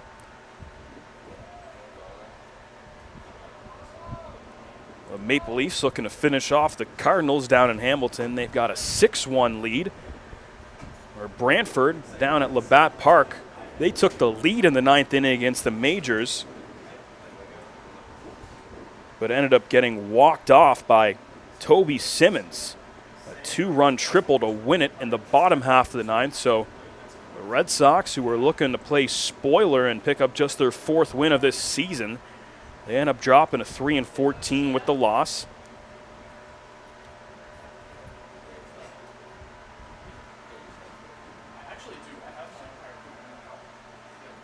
And it looks like they will be making an umpire change.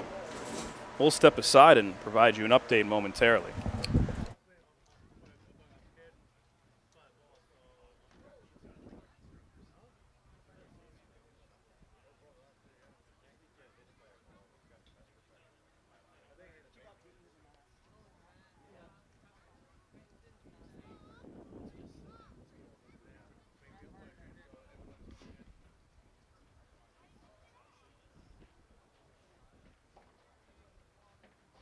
I believe we are in a little bit of a delay. Our umpires are hot, as is everyone here. I'm sure I'm speaking for everyone when I say we're just going to take a minute to cool down things. Let you know when we're getting started.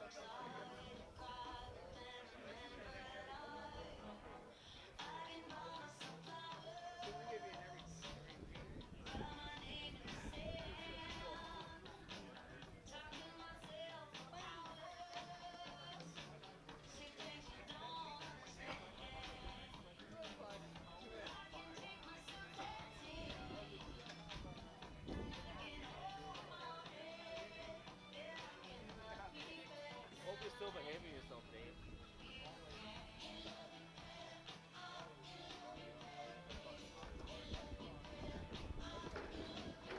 already had to drench myself in water already. It's a drill, eh? What? Hopefully don't keep going. Yeah, I knew it was. That's why I said. I was like, I swore it was a guy. That's what everybody kept picking him. I said, no, it's not a guy. It's a freaking girl. Yeah. Where are you going?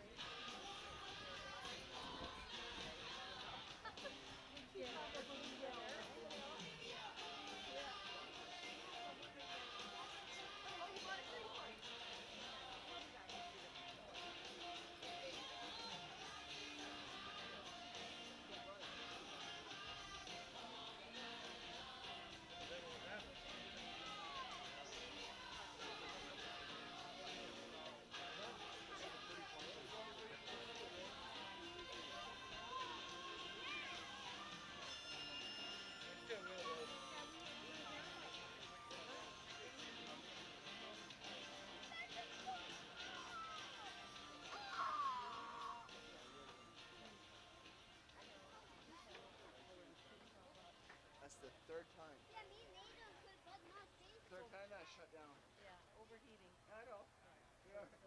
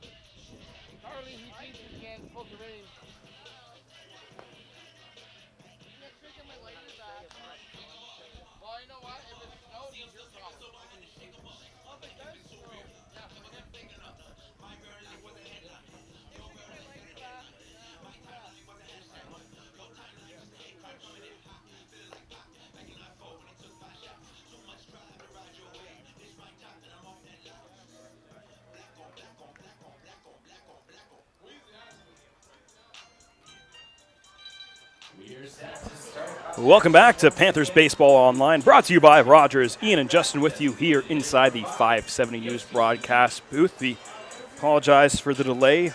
Plate umpire Alex Tacconi is done for the day after taking that pitch to the max. So the third base umpire, who was Oliver Francescuto, moves behind the plate, and Francesco DiBiase will assume base umpire duties for the rest of the game. We resume with the Royals leading 14-7, bottom half of the seventh inning. Yasuke Fuji takes that one outside, so ends up being a 4-pitch walk, and there's runners on the corners now with one away.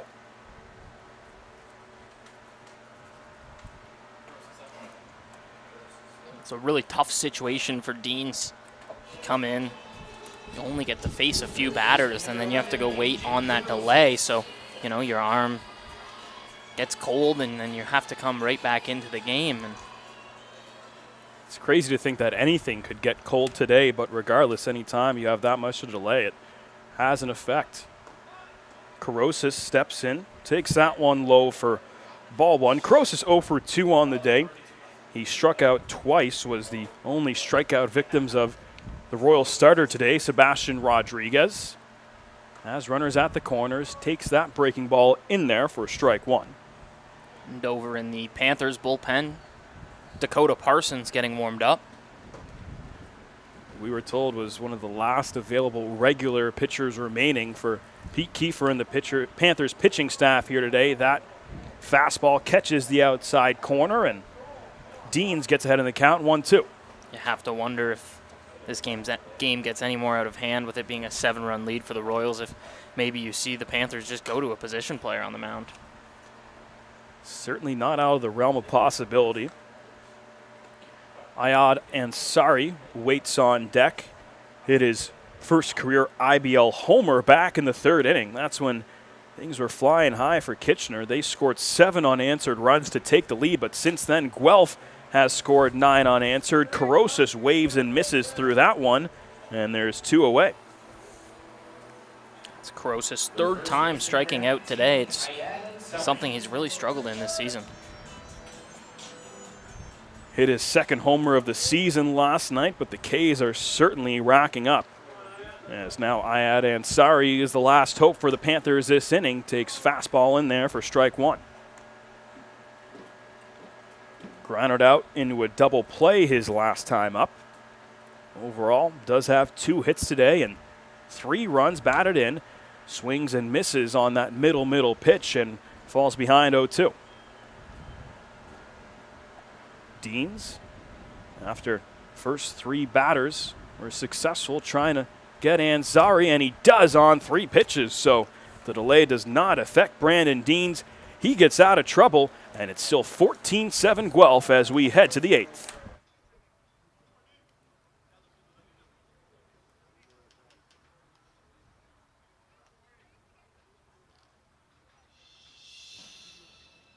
For the Panthers in the bottom of the 7th, no runs off of no hits, no errors. 2 runners were left on base. Your score, 14-7 Guelph.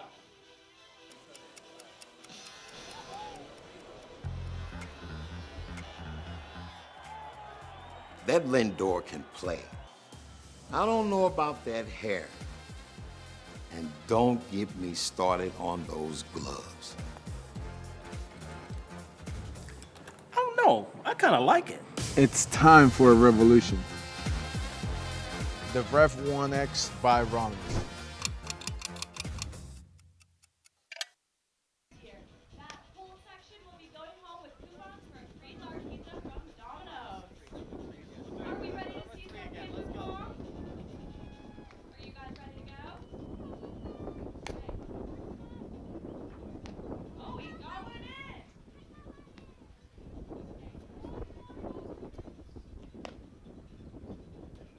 2 for 2. All right, Lucy.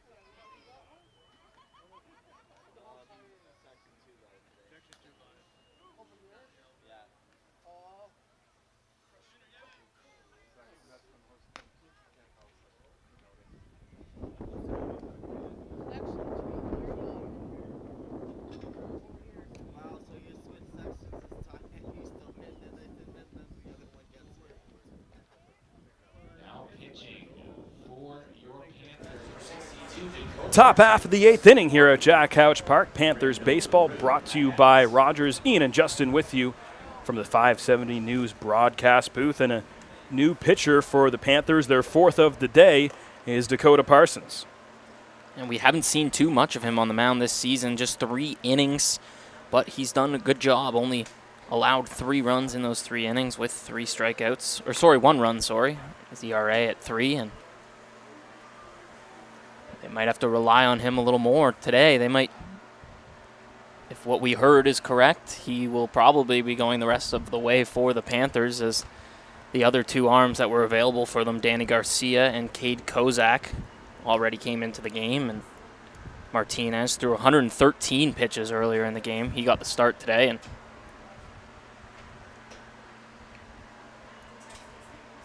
Panthers playing their 4th game in 4 days. Parsons pitched in relief in the first of those games. That was Thursday against the Cardinals.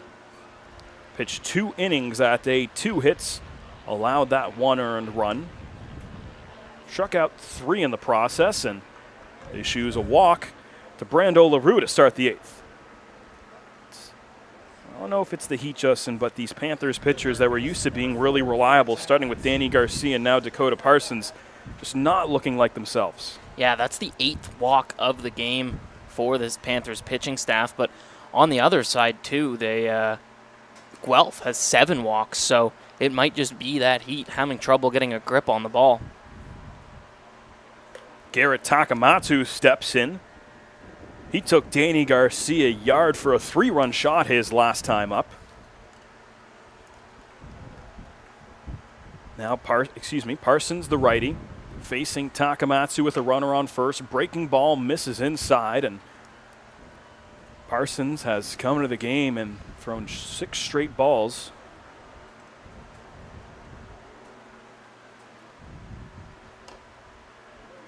Catches the corner there for a strike. Gets the count to 2-1.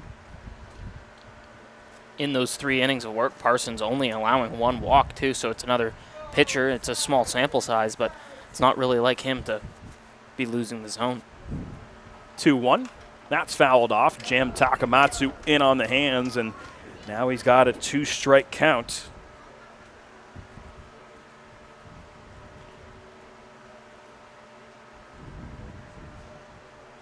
Panthers have not scored since that 4th inning. And Junior Ibarra hit the RBI single to drive in Jordan Mandalay.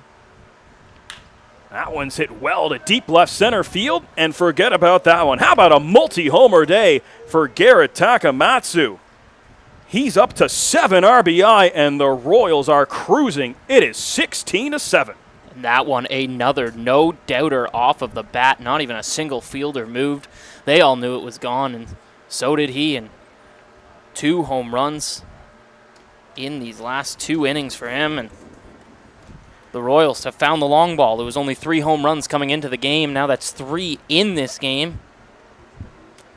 We talked about their lack of power to start the season and how they were searching for it. Well, they have found it in a big way here this afternoon.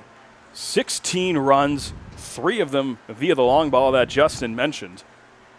And 2 of them off the bat of Takamatsu. Does it in back-to-back ABs. And the other one coming to the plate here in Wilson. Seems like forever ago when he hit that 2-run shot back in the first inning. Breaking ball in there for strike 1.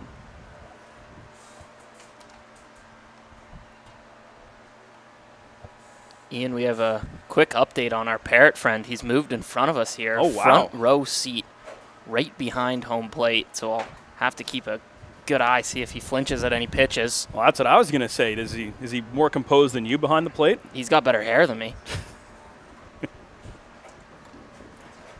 That's a beautiful bird.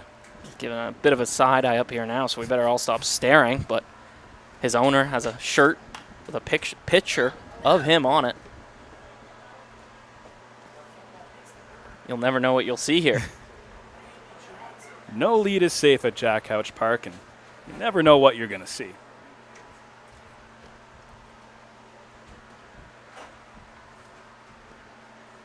One ball, 2 strikes, so Parsons gets ahead of Wilson in the count. Here's the delivery, chops that one to the right side. Over to play it is Mandalay, has to work quickly and gets it over to Applovich at first for out number 1.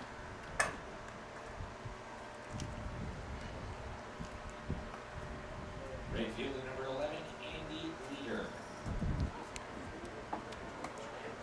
So it appears that Ansari has come out of the game after that last at-bat. He was playing first base after he was behind the dish. I believe he might have moved behind the plate there. Yeah, and it looks like he did so. Junior Ibarra is out of the game. I didn't want to say anything because during the delay I saw him grabbing a Diet Coke from the concession stand, so I didn't want to, rat him out, but that must have been it. They said, "You're good for the day," and he decided he'd help himself with a cold beverage. So Ansari gets his second day of work behind the plate. He had the full 9 innings of last night with Ibarra in the DH spot. So he moves from first to catcher. Klaus Applovich comes into the game. He's playing first base. Now with 1 away, Dakota Parsons up 1-2 here on Andy Leader. Well outside there, evens the count. Leader 3 for 5 on the day. Has struggled by his standards to start the season. Waves and misses. Nasty breaking ball from Parsons. Gets his first strikeout.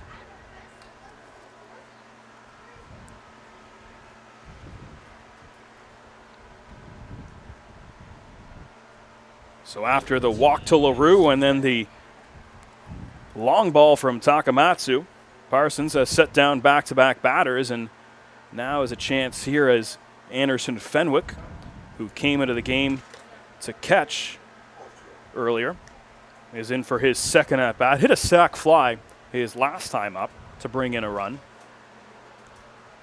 16-7 Royals. That one is thrown behind Fenwick.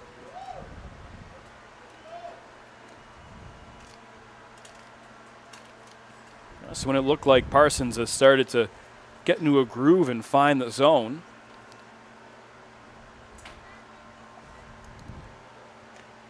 In the dirt and falls behind 3-0. And Fenwick thought that hit him. New plate umpire Oliver Francescudo does not agree.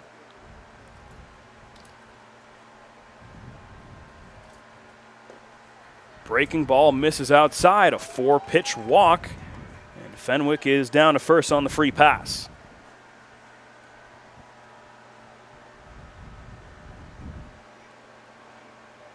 Some more movement in the Panthers bullpen as Kai Gregoire, the call-up. He's usually a catcher, I believe. He's warming up in the bullpen, throwing lefty. The junior call-up, so we might get a chance to see him as this game getting a bit out of hand. You don't want to send Parsons out there for too long. Parsons has recorded 2 outs. There will still be 3 to get for this Panthers pitching staff if he's able to get out of this inning. Second pitch misses to Ethan Hammond, the lefty DH, digging in for his 6th plate appearance of the afternoon.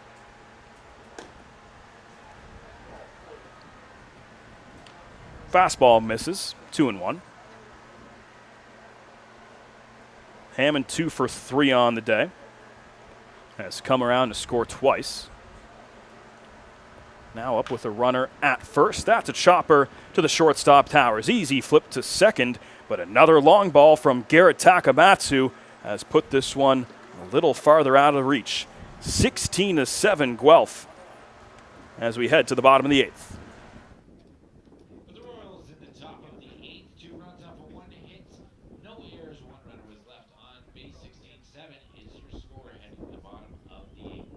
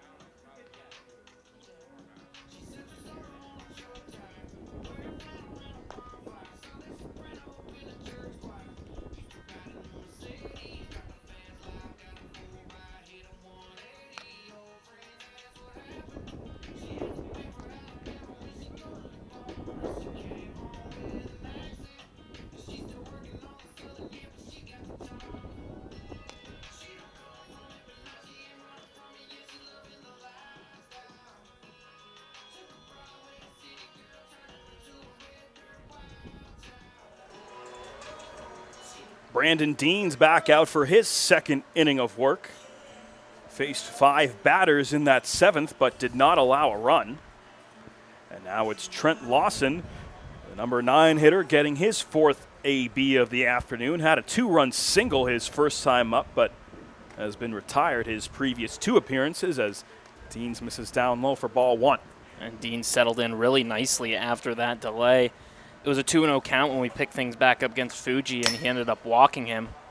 There was no flinch there. No flinch from the Parrot. No flinch from the Parrot. But then he struck out the next 2 batters to get out of the inning, so Dean's really settled in, didn't let that delay affect him at all. Took down Karosis and Ansari to cap off that 7th inning as Lawson fights that one off and runs the count to 1-2.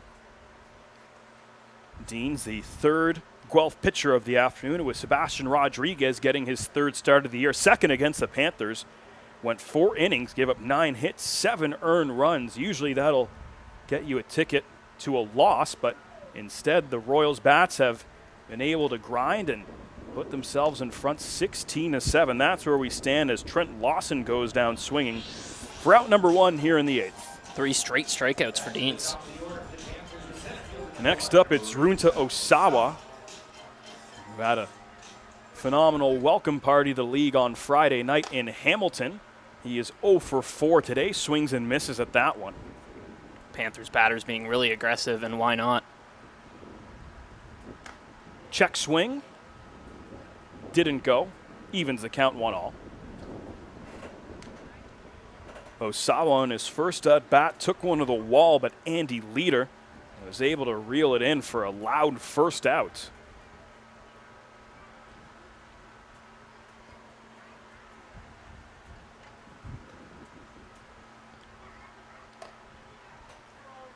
Right down the pipe.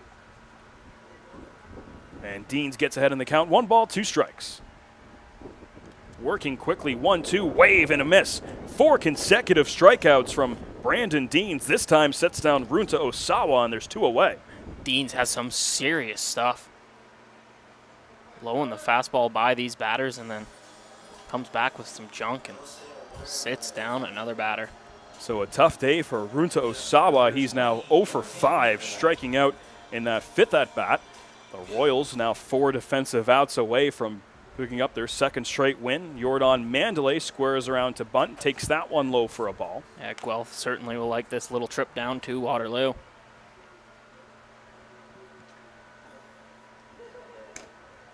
Misses inside, ball 2.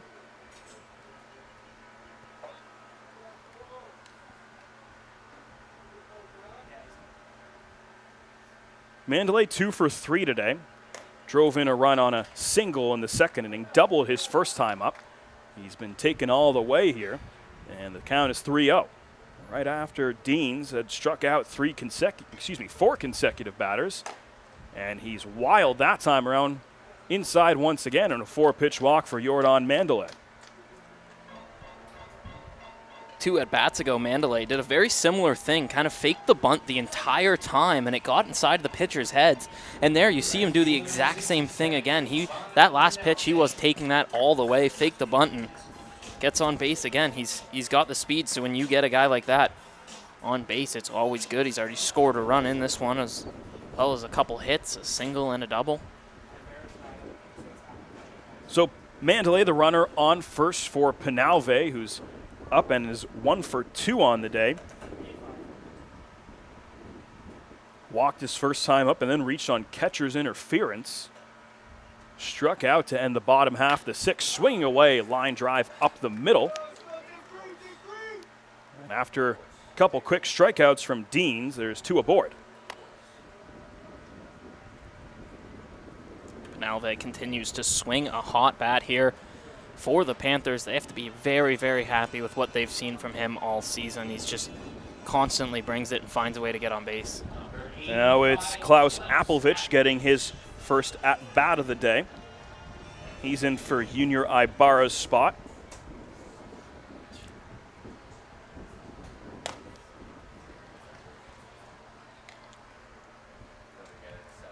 And Ansari has shifted behind the ditch. He was in after the delay, catching for Dakota Parsons.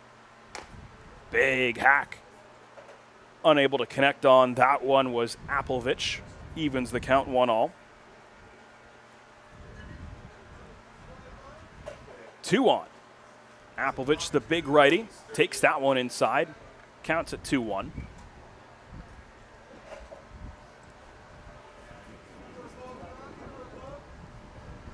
Applovich last played Friday in Hamilton, went 0 for 3, got hit by a pitch in that game. That one runs inside, and the count is 3 balls and 1 strike. Overall, 2 for 19 on the season as Applovich would love to get it going. He gets a chance here with 2 on. Takes that one up high. And after striking out the first 2 batters of the inning, Deans has now walked and allowed a single and then another walk to load the bases. Now it's Charlie Towers, the shortstop. 1 for 3 on the day.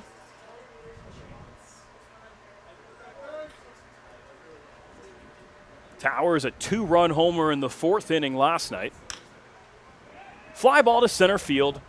Pretty shallow. Coming in hard and making the catch is J.D. Williams. Nice grab to end the inning. The Panthers strand 2 more, and it's still a 9-run game.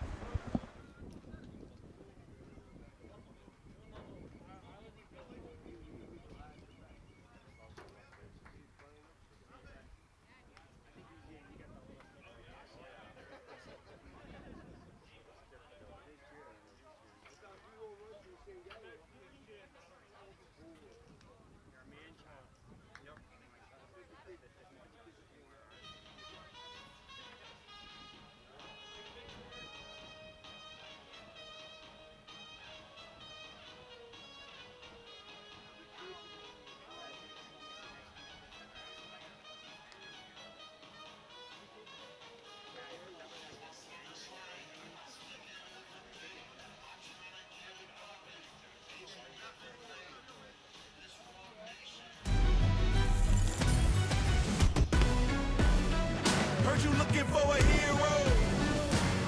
Well, look up. Yeah, I got the heart of a champion. If I get knocked down, I get back up.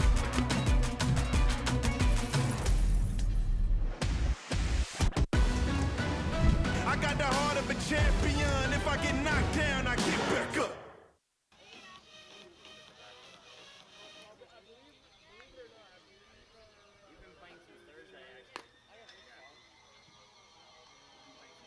Now pitching for the Panthers, number 0, Intermission.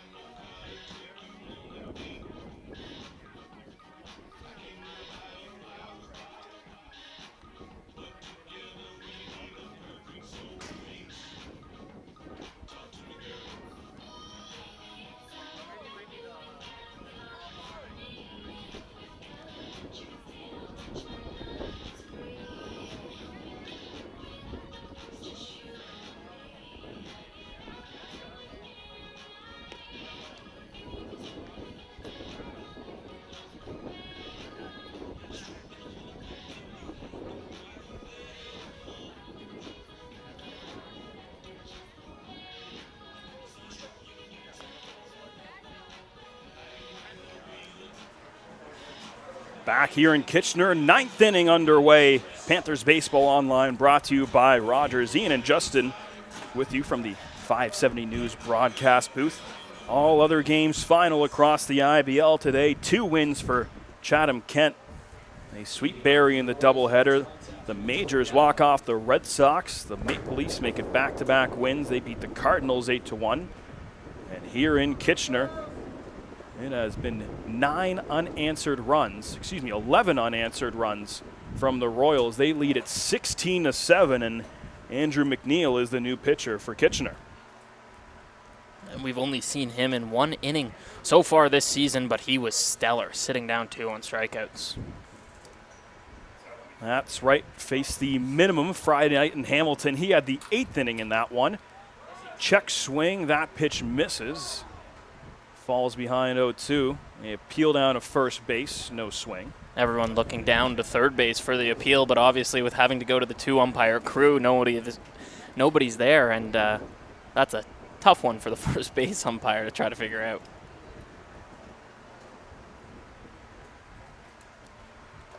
McNeil facing Jordan Gallo here to begin the top half of the 9th. Fouls that one straight back. Count at 2-1. Gallo pinch hit back in the 5th inning with the bases loaded and had a bases clearing double. And he has reached safely every time since then. Walked his next time up, singled after that. So he is 2 for 2 on the day with 3 runs driven in. Misses away and now runs the count to 3-1.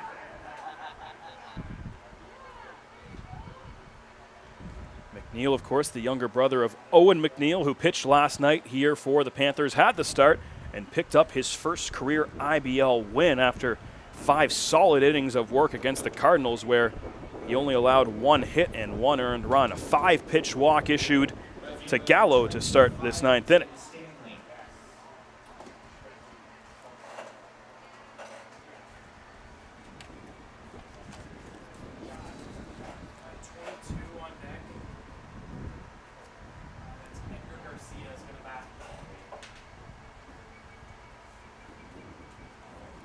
So now it's David Stanley.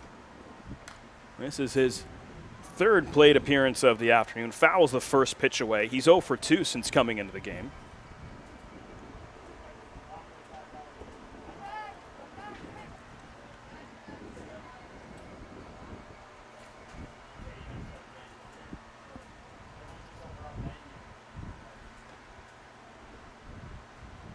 And that one runs inside, and that catches Stanley on the elbow.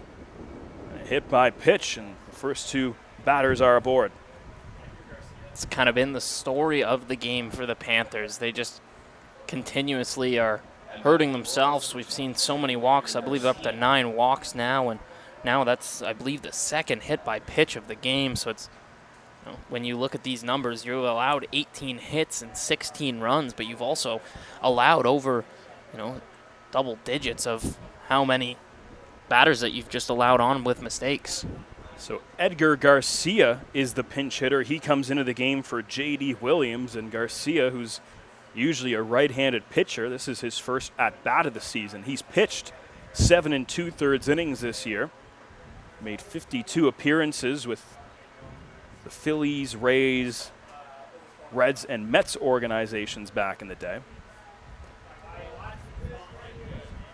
And sorry, struggling behind the plate. It looks like maybe a cramp with this hot weather as he keeps massaging that hamstring area and having to call a couple times. And they've already taken Ibarra out of the game, so Ansari is really the only catcher left. I guess there's still Kai Gregoire available, who we saw warming up in the bullpen, so you never know. And now we've got, of course, a pitcher at the plate for Guelph, pinch hitting in this 9th inning. And he's up 2-0 in the count. McNeil having trouble locating the zone here.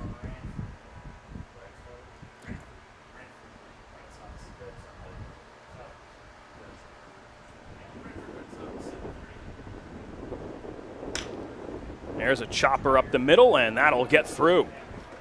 Holding at third base is Gallo, and the bases are loaded with nobody out.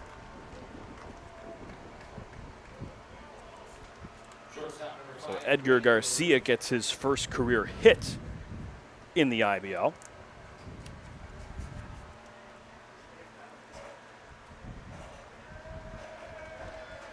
He actually pitched last night against Brantford and got the save. Guelph makes sure that they get that ball, and joking around that he was going to toss it into the stands. Now it's Brando LaRue, up for the 7th time today. Swinging at the first pitch. That one's falling fast in center field, but able to track it down is Osawa, coming up, throwing out number 1. A runner holds at third.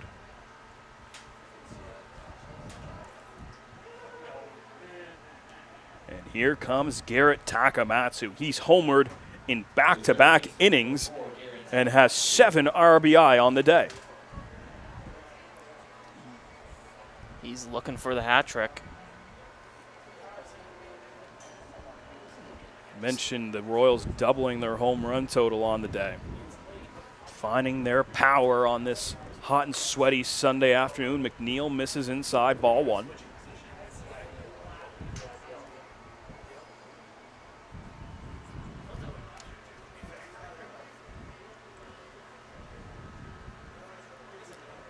"19 hits today for the Royals.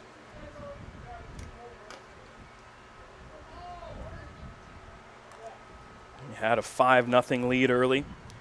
The Panthers responded with 7 unanswered runs of their own, and since then, Guelph has scored 11 straight. And they're threatening to tack on a few more here. You know, Takamatsu looking for another dinger. Swings and misses through that one for strike 1. Takamatsu taking this at bat as a lefty. His home runs both came as a righty. I don't have him as a switch hitter. I could be wrong, but he might just be trying something out here. Puts that one in the air, left center field. Running back is Osawa, ranging and able to make the grab. That's plenty deep to score the run, as coming in to score is Gallo. So the Royals tack on another, and they officially have a double-digit lead. We were talking about how that wind had really settled down. Well, now it's blowing heavily out into left field, and you could see that ball just keep on carrying, and almost had some trouble making the play there, but shows off his athleticism getting over there and making the play.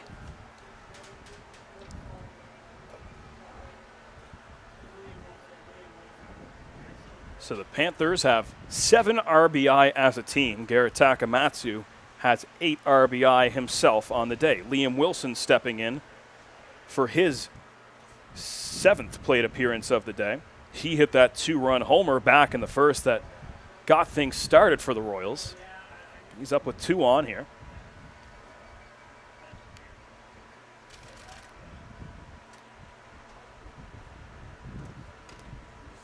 Breaking ball on the inner half for strike 1.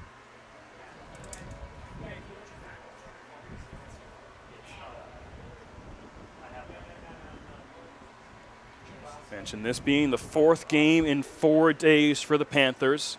They were looking to split those 4 games with a win today, but a loss today would mean they would only take 1 of those 4. Lost the first 2 to Hamilton before riding that 7-inning first run they had last night en route to a 12-4 win. Powered behind Owen McNeil, who of course his little brother on the mound for just the 2nd time this season. 2-1 pitch, that's fouled off himself. Wilson got a piece and evens the count.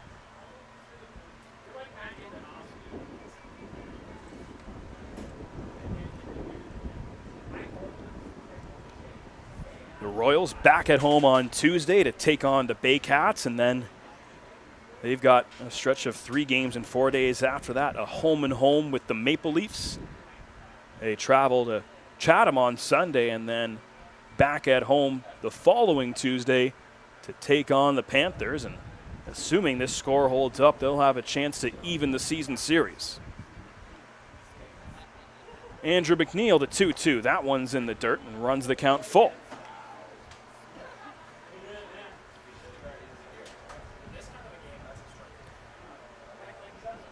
After McNeil got ahead in the count 1-2.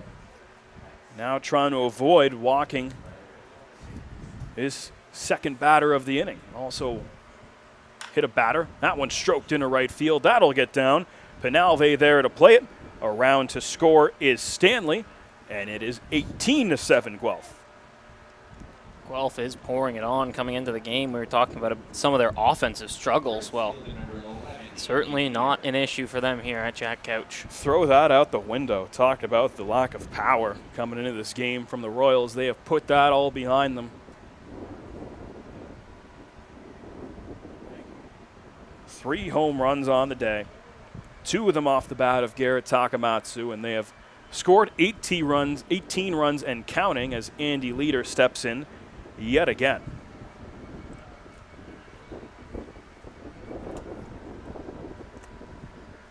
Leader has had a pretty good day against his old team. A double and a couple singles.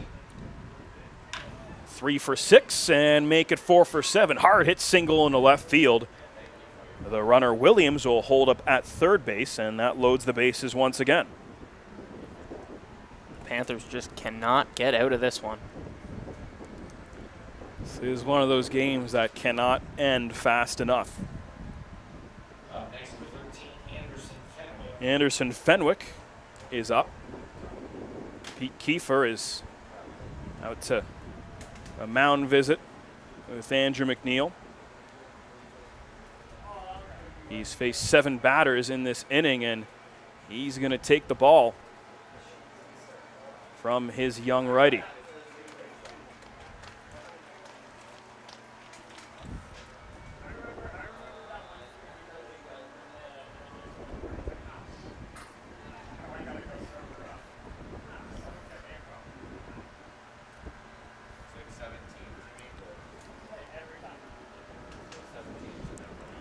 I believe that's Kai Gregoire into the game for the Panthers.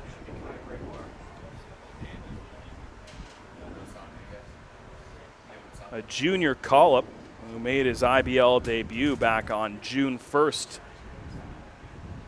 as a hitter will now come in as a reliever. He will have 2 outs, but he's going to have to deal with another bases loaded situation. You said it, Justin. You wondered if they would bring in a position player, and just didn't think it was going to come with only 1 defensive out to go. Yeah, you've seen Guelph bring in some random guys at the plate, and seems like the Panthers are going to do the same here. I already saw Edgar Garcia, the pitcher, pinch hit earlier this inning for Guelph.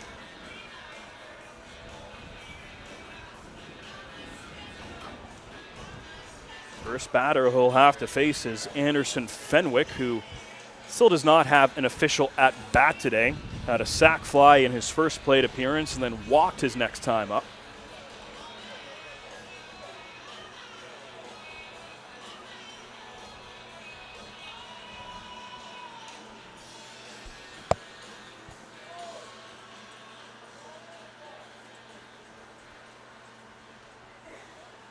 Anderson Fenwick still at bat for the Royals.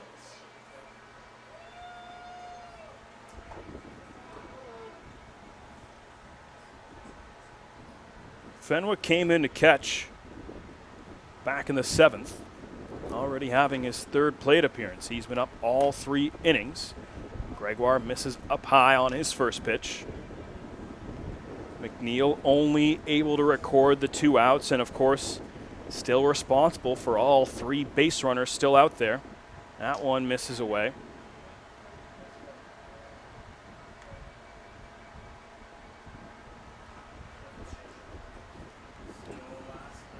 The Panthers pitching staff has walked in what I believe 3 runs already in this game.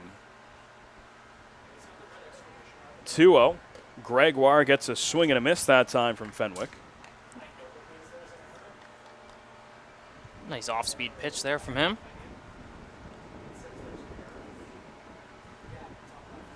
Two-one.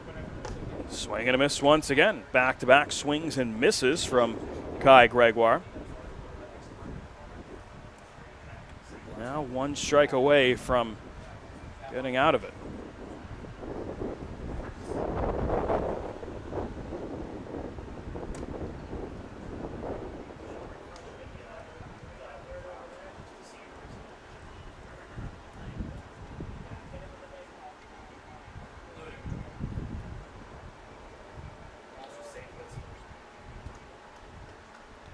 Three-two pitch. Fly ball right center field coming on Osawa. That one will drop in front of him. Another run comes in to score.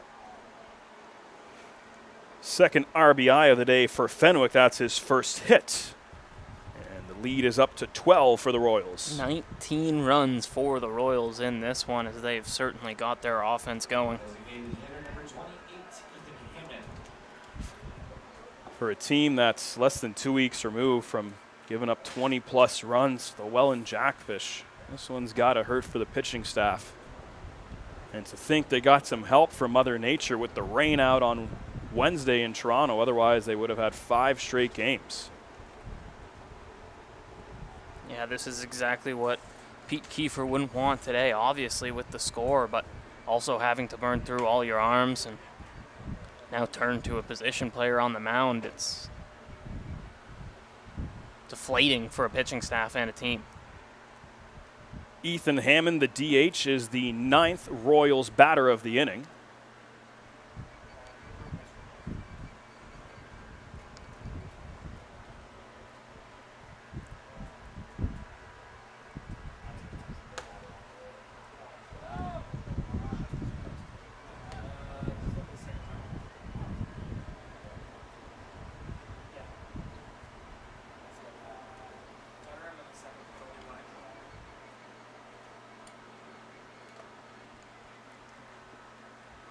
All 4 pitches missed to Hammond. That'll bring in another run, and it's an even 20 on the day for the Royals.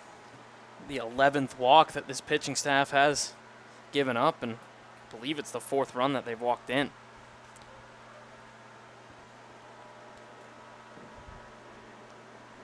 Number 23, Jordan Gallo.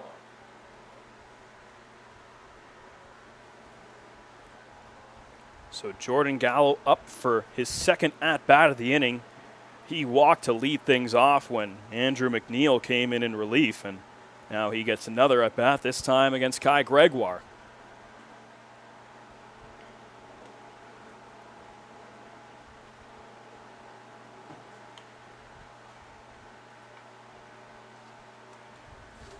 This just one of those games that the Panthers will bury the tapes on.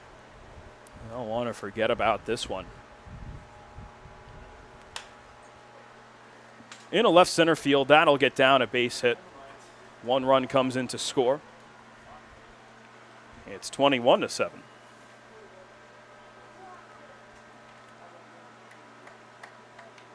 At bat for the Royals, number 25, David Stanley. 5 runs so far in the inning. It's the second 5 spot in the game for the Royals, and that brings up David Stanley for the second time today. That runs inside and hit him. That'll bring in another run.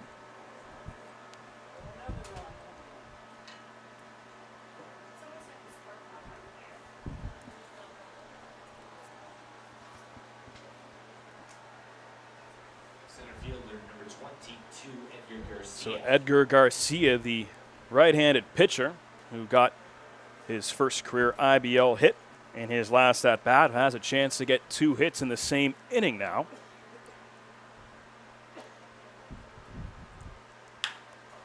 Hit onto the ground on the left side. Force play at third for Corrosis, and they get out of it. After allowing 6 earned runs, we head to the bottom of the 9th. The Royals with a 15-run lead.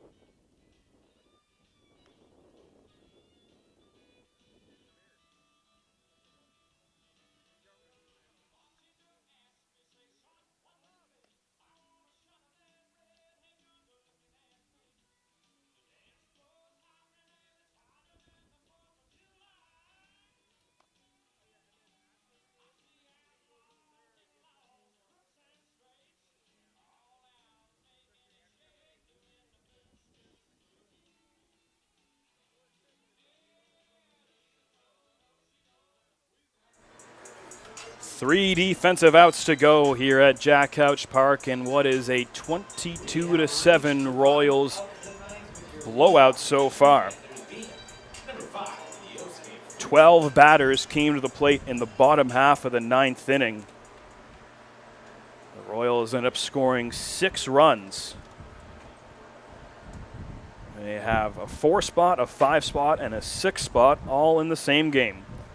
Panthers had a 4 spot back in the second and looked like they were on their way to a comeback win. Took a 7-5 lead, but since then, 17 unanswered runs from the Royals. Brandon Dean's back out for his 3rd inning of work. He faces Yasuke Fuji to begin the 9th. Fuji officially 1 for 1 on the day. He's walked the 3 other times.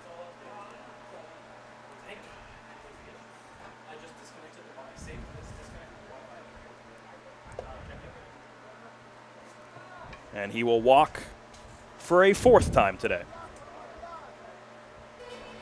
Fuji doing a good job of getting on base, even though he got moved down that lineup a little bit. And it, by any means, that wasn't a punishment for him, but just wanting to get that power bat farther down in the lineup instead of the leadoff spot. We've talked about it so much today that Fuji's got 6 home runs, but only those 8 RBIs. So trying to get more runners in scoring positions for him. AJ Carosis was in the 7th spot earlier in the game. He went 0 for 3 with 3 strikeouts. Did walk back in the 5th, but he's lifted as Nico Kairos is the pinch hitter now. Swinging away, pops that one up high into right field. Edgar Garcia is there, and he's got the out.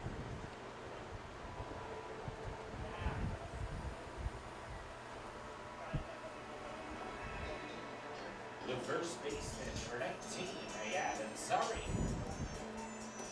Ayad Ansari was certainly the story after the 3rd inning when he went deep. A 2-run homer. He started the day 2 for 2, 3 RBI.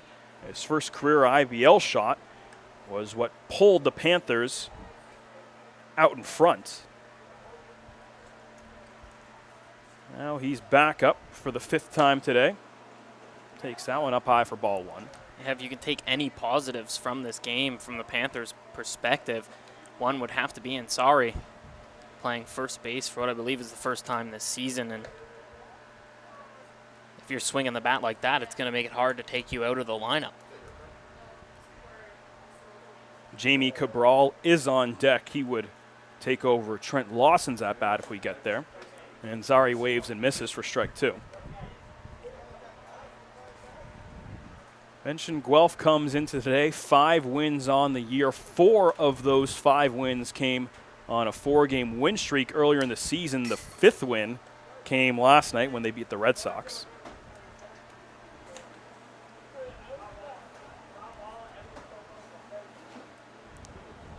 The Panthers needing 6 pitchers to eat up 9 innings of work today. Deans is the 3rd Royals pitcher, and he's in his 3rd inning of work.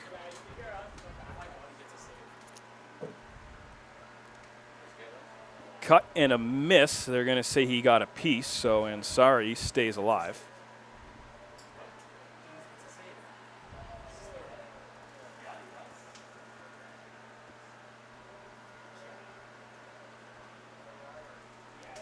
We have a little update on our parrot friend in the front row as well. It's a cockatoo. Cockatoo. And he's 38 years old. Wow. Wonder how many baseball games he's been to in his 38 years. Probably more than us. This might be the highest scoring one he's seen. I'd say that's a safe bet.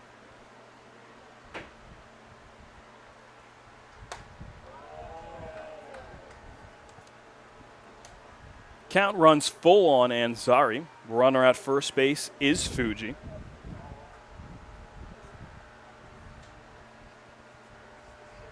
Ansari struck out his last time up.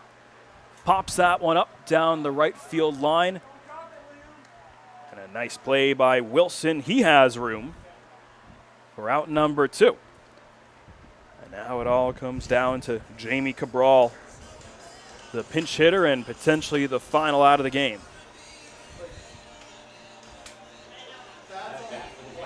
2, Jake Cabral.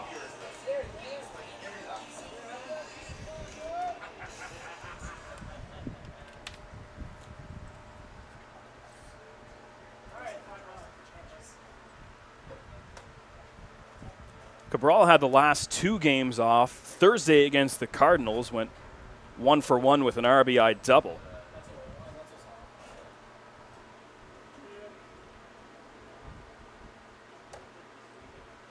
Takes that fastball for strike 1. Coming into today with a 573 OPS. Has gone 7 of 31 early in this season.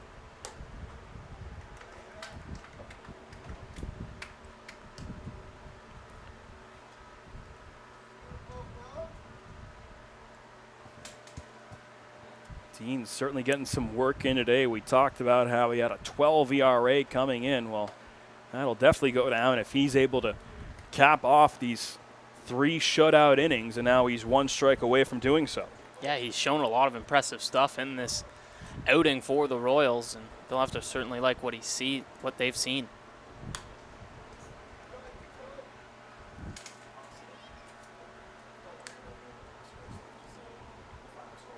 Panthers will be back in action at home on Thursday against Brantford. And then on the road Saturday to take on the Barnstormers. Then a rare Sunday road game for Kitchener. They will be in Brantford next Sunday. And of course, as mentioned, a Tuesday night matchup at Hastings Stadiums to take on the Royals. And Guelph is going to have a chance to tie the season series that game. 3 balls, 2 strikes. Dean's looking to finish it off once again, and he does. Cabral goes down swinging, and a nightmare Sunday for the Panthers comes to an end. 22-7 the final. The Royals win it. It seems crazy to think that the heat itself, the temperature was not the hottest thing today. It was indeed the Royals' bats. Yeah, they really got it going. They had 3 home runs coming into the game. They hit 3 themselves. Well, the Panthers, they really dug their own grave in this one. It was walks that hurt them, hit by pitches that hurt them. You know, a couple the one error that really ended up hurting them. It was just their own mistakes constantly, and then Guelph jumped all over that. We've seen it a couple times this year, and if the Panthers want to be able to contend, they're going to have to clean that up. A tough day for Yadi and Martinez. We certainly expected a better outing out of him, but I think what was even more the highlight or the low light for this pitching staff was the lack of success for Danny Garcia when he came in. Yeah, and that's where I think you have to just chalk this one up to the heat. No player is ever used to playing in 45-degree heat, so you're not being able to get the same grip on the pitch. You're not being able to probably have the same kind of preparation you usually would, because there's just the air is hard to breathe, really. Like, it's tough out here for these guys to play, and you have to go out there and, you know, try to give them good innings, but it's so hot, you're cramping up. We saw a couple guys kind of cramping up, moving around. It's not easy. 7 runs on 10 hits, usually pretty good, but for the Panthers, that's not enough as the Royals, they scored 22 runs on 23 hits. Owen Newman is the winning pitcher today as the Royals move even closer to 500. Now only 3 games back. The Panthers dropped to 6-11. We'll be back with you Thursday when the Red Sox are in town.